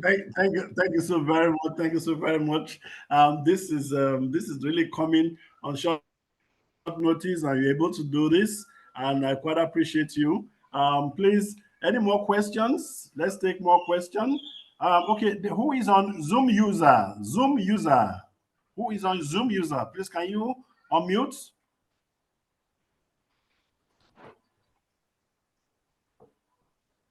Can you hear me? Yeah, very well. Please go ahead. Hello. Yeah, go ahead. We can hear you very well. Hello, everyone. My name is Mahmoud Hadi. My name is Mahmoud Hadi Lavaran, actually a student from Mewar International University, Nigeria. I'm studying. Which state? Which state is that? Which state is that? Nasarawa State. Nasarawa State. Excellent. Excellent. I'm actually studying software engineering. I have two questions. The first question goes to Mr. Amjad Umar. I want to know the relationship between software engineering and artificial intelligence and why they are related. Then the second question goes to Anas Talhatu.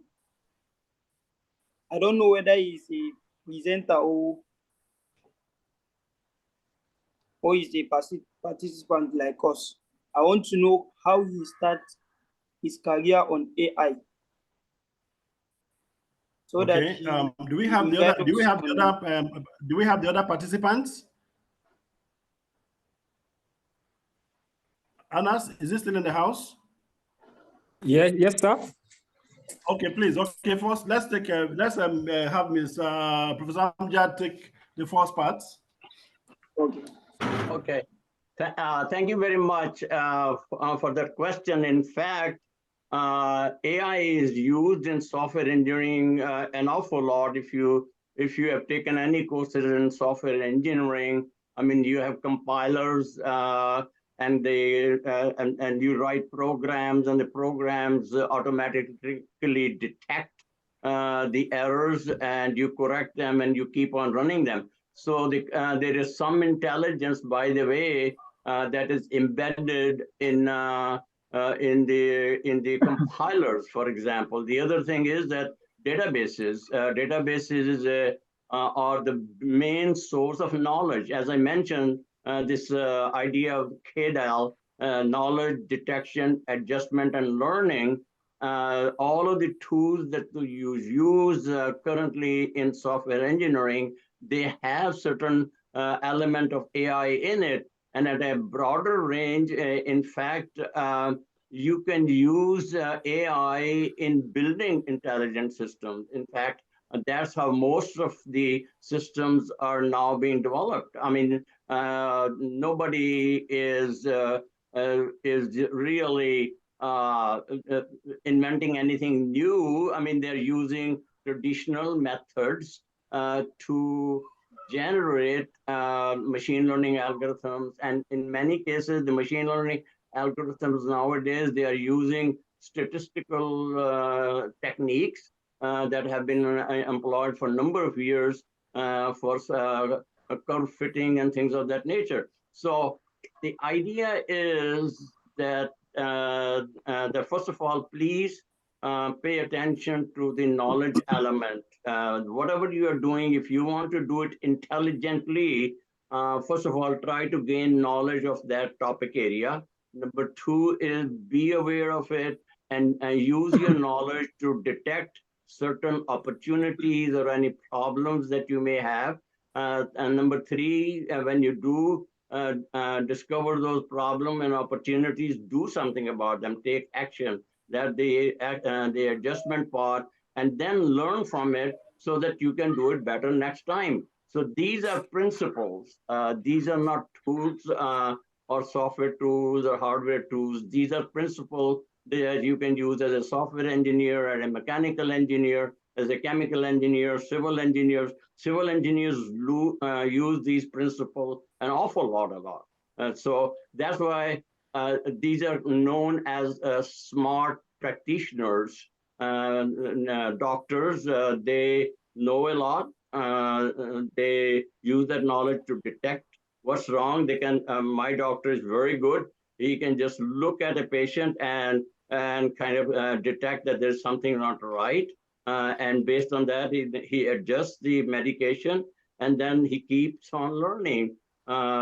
He is way up in age, but he still keeps on learning over and over again. So learning is not just AI. I mean, the whole package, knowledge, detection, adjustment, and learning. Those are the key characteristics of intelligent human beings, and those are the characteristics of intelligent software that's being built. ChatGPT has all those capabilities. That it does it very, very good job. So sorry for the long lecture. My problem is I'm a teacher, so if anybody asks me a simple question, I talk too much. So please don't ask me too many questions. Right. Okay? So, thank you.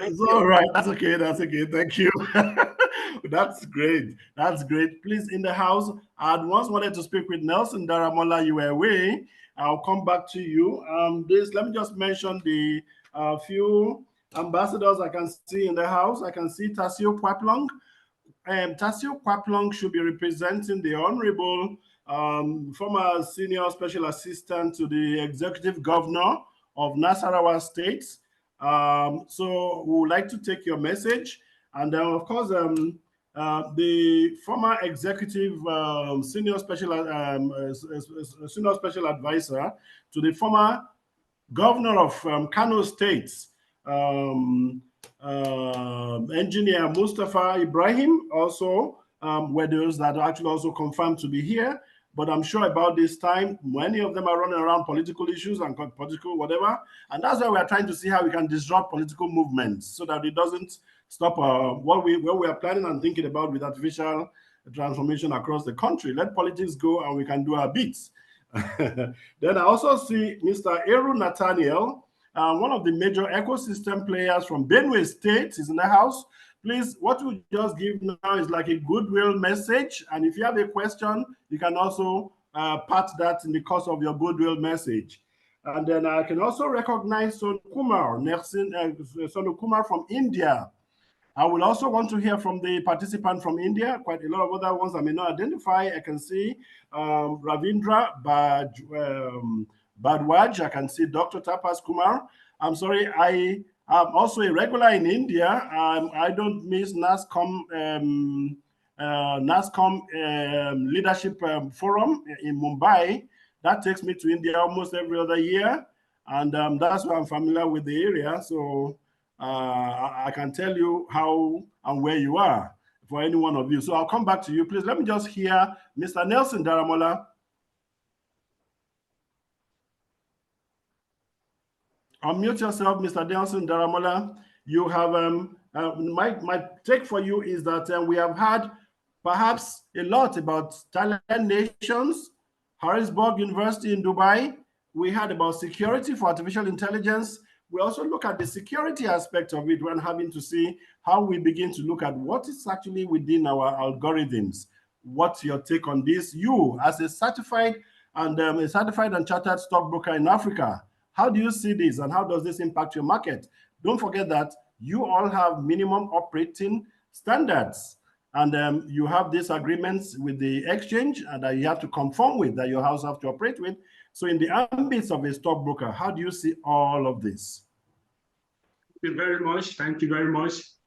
Thank you. Let me stand on the existing protocols. So I really appreciate this environment. And I believe that without the artificial intelligence, there is no way we can move fast in the ecosystem in Nigeria, the stock exchange. And thank God our chairman was here by presenting his own speech. So we can hear if it is not important, if the innovation is not important, we will not see our chairman being present in this meeting.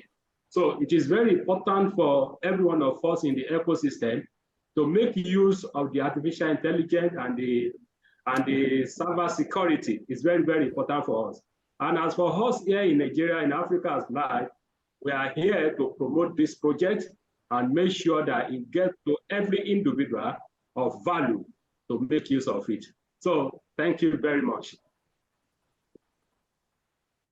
Thank you. Thank you. Please let me give my dear friend Aslan Dawood.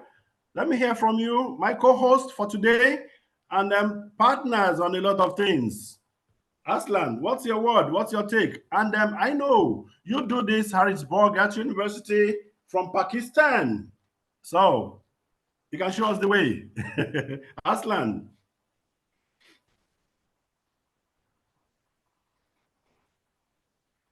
Are you there? Here is Aslan.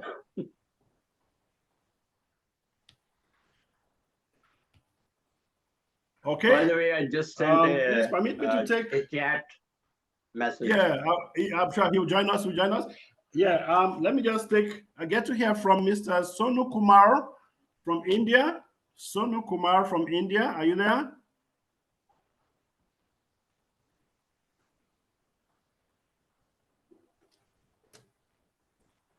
Sonu Kumar from India. Or will Dr. Tapas Kumar Mighty want to say a word? Oh, please. Okay, fine. I'm sure we're getting. We just have one other very important personality here on the capital market. That is the president. The president in council for the Chartered Institute of Stockbrokers, Mr. Oluwole Adeosun. Even with his promise to be flying, he has the time to stay connected. I'm very impressed. So while he's stabilizer from the metaverse, just coming in at this time. Okay, but then let's continue with our discussion. I was trying to take comments. Let me hear from you, Mr. Eru Akuma. Eru Akuma, one of the key innovators on the Innovationbed ecosystem, speaking from Benue State.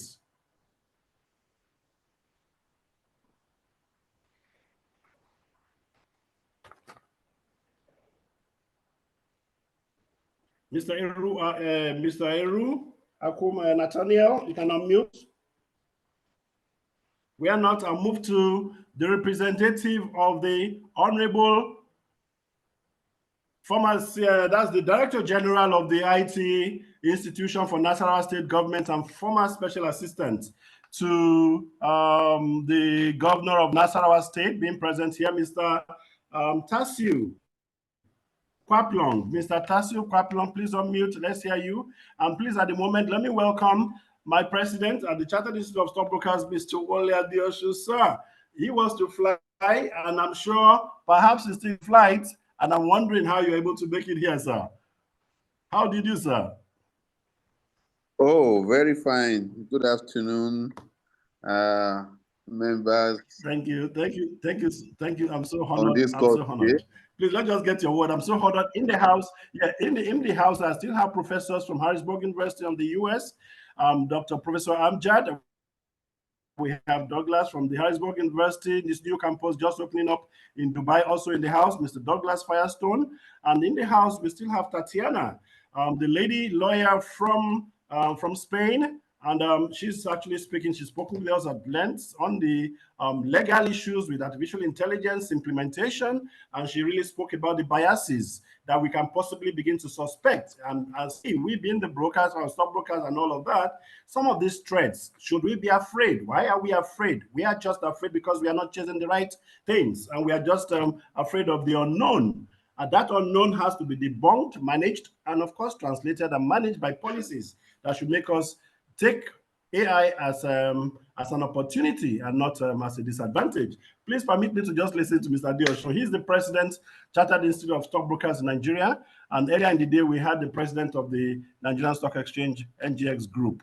Thank you, sir. You're welcome. And thanks for the honor, sir. Oh, okay. Thank you very much.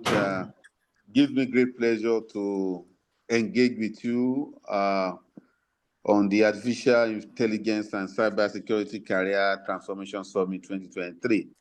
I want to say on behalf of the Governing Council of our institute and the entire members, I wish to congratulate Programmers Foundation and WSA Nigeria for putting this very important program together.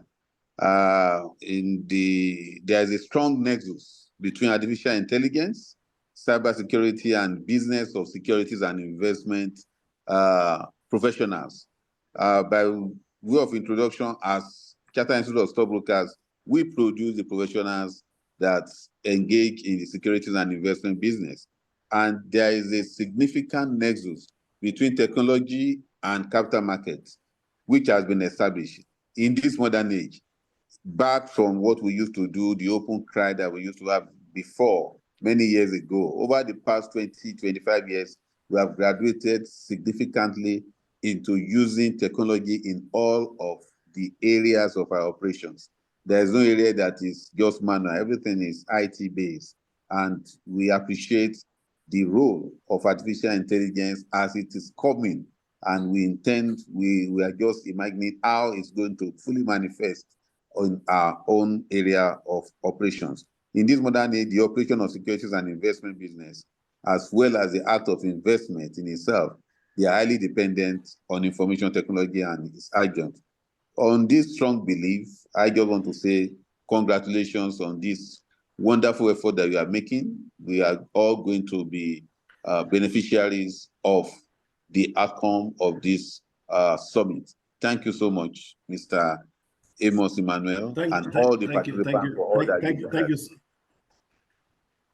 Thank you so very much, and sincerely, because I partner with quite a huge educational organizations like the Harrisburg University in the US, and of course now opening up in I would like to hear from Mr. Douglas, the Vice President of Harrisburg University in Dubai. Please, is that possible? That this entire drain level and with the associations such as the Chartered Institute of Stockbrokers in this dream, what is possible with the postgraduate campus that you are just forming in there? And we have this kind of institutions for which I've actually served for almost 3 decades. You listen to the governing chairman and the president, the chairman of the exchange. In fact, he's been my client for almost 27 years. And for Mr. Oluwole Adeosun speaking, he's also been my client. But of course, I may have lost some customers in the course of certain levels of piracy that I suffered. And that cost me about 3.5 years to recover. But even on getting back, I was able to reclaim most of my clients back. But I'm so happy and I remain so loyal to the market and for the growth of that market. So what do you think? This new era, should we be afraid? What is possible and what are these situations? Amos, you cut out a couple of times there. I missed what the final question was that you were looking for.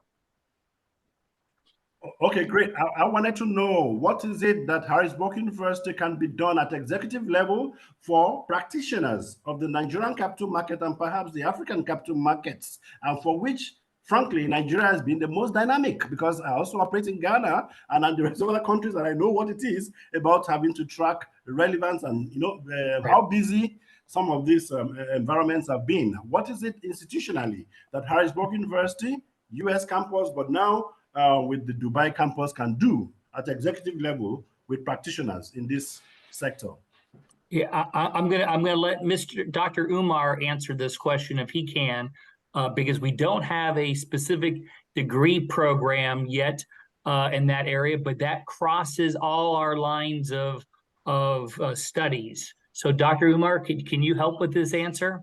I think from what I'm understanding is, Amos, you are saying that what kind of degrees or what kind of collaboration you can have for practitioners. So, in fact, we do have right now, we are actually finalizing some proposals to start a doctorate of engineering practice from Harrisburg University. This will be a program especially for practitioners. It's a doctorate in doctorate of engineering practice with focus on information system, intelligence systems, and information systems and management. So we do have that right now. It's going through some final stages. So I'll keep you posted. How is that? So that's correct. That's good because it's intended I have a particular case where. Right. I have a particular case. I have a classmate who has been the MD of a bank, and he recently just retired. And he says, Amos, I want to have my PhD in IT related stuff. What do I do? So these are the kind of things you get to hear. And I know even beyond that in this market, so many MDs of the stock capital market may want to advance perhaps their postgraduate, their PhD programs in these related areas. Yes, we can do that. And I think and that's why I all was of asking. our, by the way, all of our Inputs. programs are very Thank you for the inputs. Thanks once again. Please keep it in mind that all of our master's level programs, the 4 master's programs that I have mentioned, they're very practice oriented. Okay. Okay. And so okay, I'll get back to that. Thank you so very much. Yeah. Yeah. So at the end of the program, students do a capstone project that they can use a research thesis, or they can use a practical applied project in the industry. So all our programs are very practice oriented. Did that answer your question? Great. Sorry, please, oh, that's okay. That's all right, sir. That's good, sir. Thank you so very much. May I know if Tasiu Kwaplong is still in the house, the rep for the Honorable Director General of the IT Bureau for Nasarawa State? Tasiu, are you in the house? Okay. Olaiwola Balogun is a business strategist he had to present before, but then I think it's just a goodwill message I'll need from you because we don't have much time. Olaiwola Balogun. Okay. Thank you, Mr. Amos. Are you in the house? Yes. Hello. Can you hear me? Just a goodwill message. Yes. Go ahead. Okay. Can you hear me? Okay. Good afternoon, everyone. Very well. Good morning, good evening at your different places. Congratulations on this very good topic, and we hope to hear and to see more of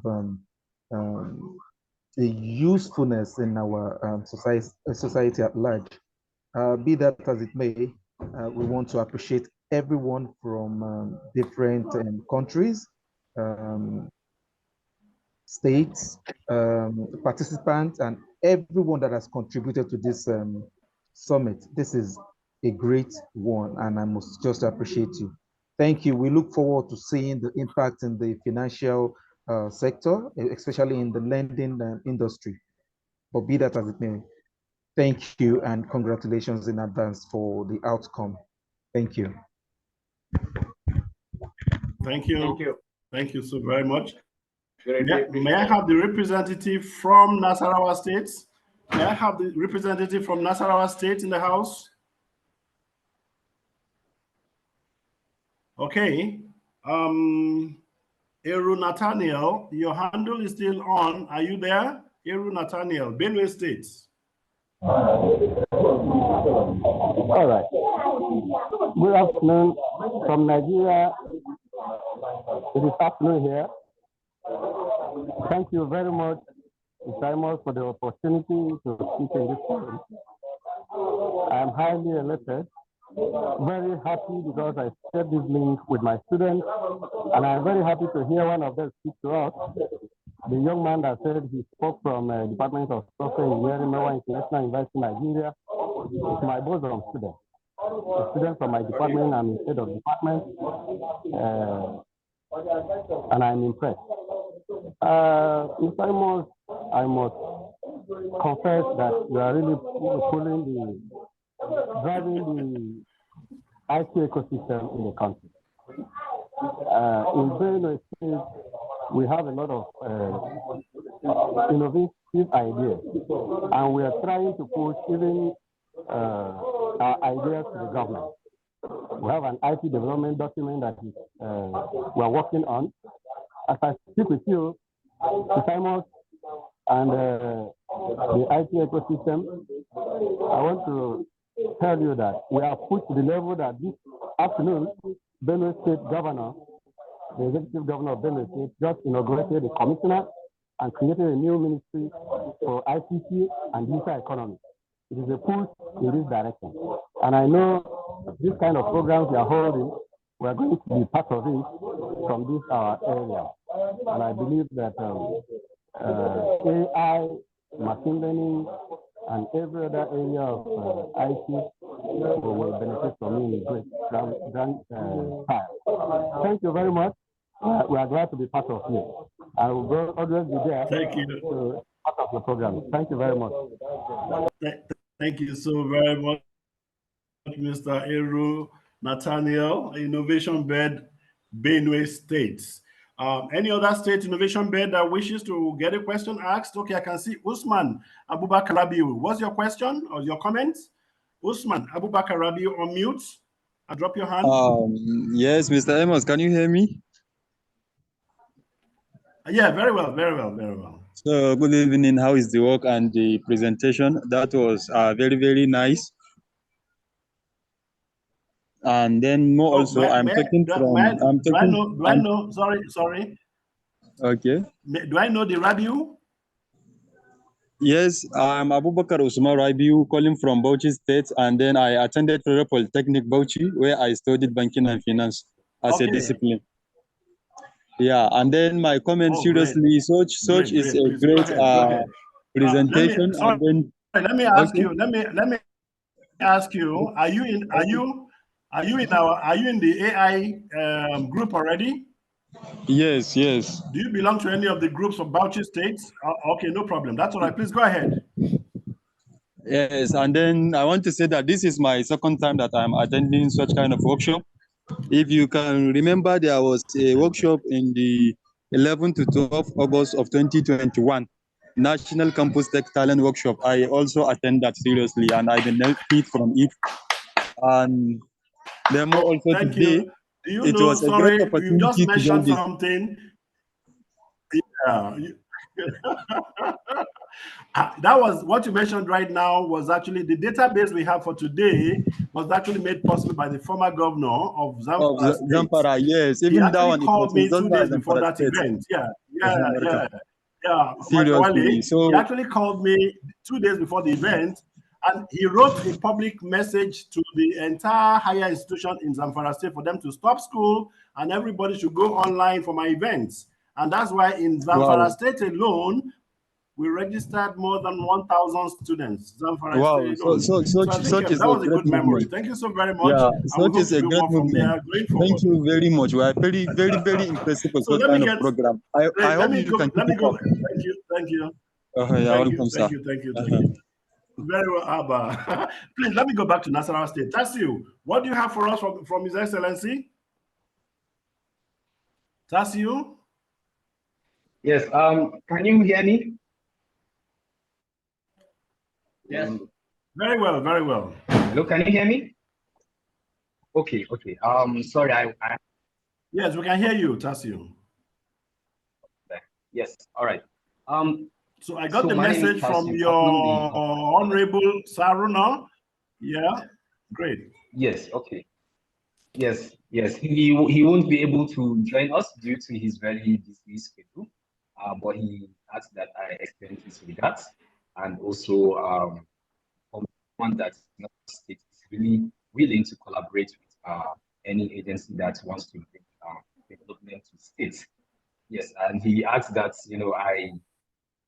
I also solicit with Hansburg University, just as they are providing benefits and other opportunities for applicants to join their Dubai campus, they should also look at giving things like scholarships and mentorship to help our students here to study with them. think that is the message I got from him. I equally have somewhere to go right now, so I just thank you so very much, Mr. Tasio. And I think I want to chat Mr. Douglas with that.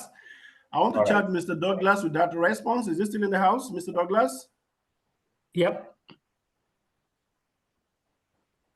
Okay, great. Mr. Douglas, this still comes back to the point of how do our governments relate with the United Arab Emirates government for possible scholarships for some Nigerians in Harrisburg, Dubai? That's what the Honorable Director General of the ICT organization from Nasarawa State government is asking. Yes. Well, we don't have any formal scholarships between the two governments. We are interested in brokering those. We know there's a strong relationship between the two governments, and we'd be more than happy to work with you, Tasu, on trying to figure out how to do that, because we feel it's very important that we educate and get a great return on our investment as a student. And we know there's a lot of interest from the UAE government as well. So more than happy to cooperate with you on that. Thank you. Thank you so very much, Mr. Douglas. I think that same question applies to the position of the Honorable Tambura. Tambura Mohammed is of the Zamfara State. He was the former SSA to the former governor of Zamfara State. Perhaps he's also on to some other positions today.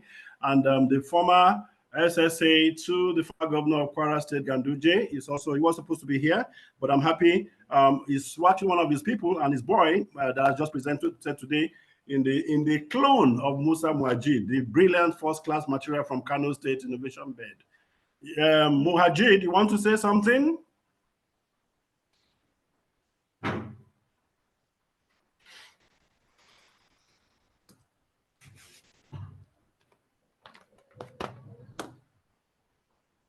Hello, Musa, are you there?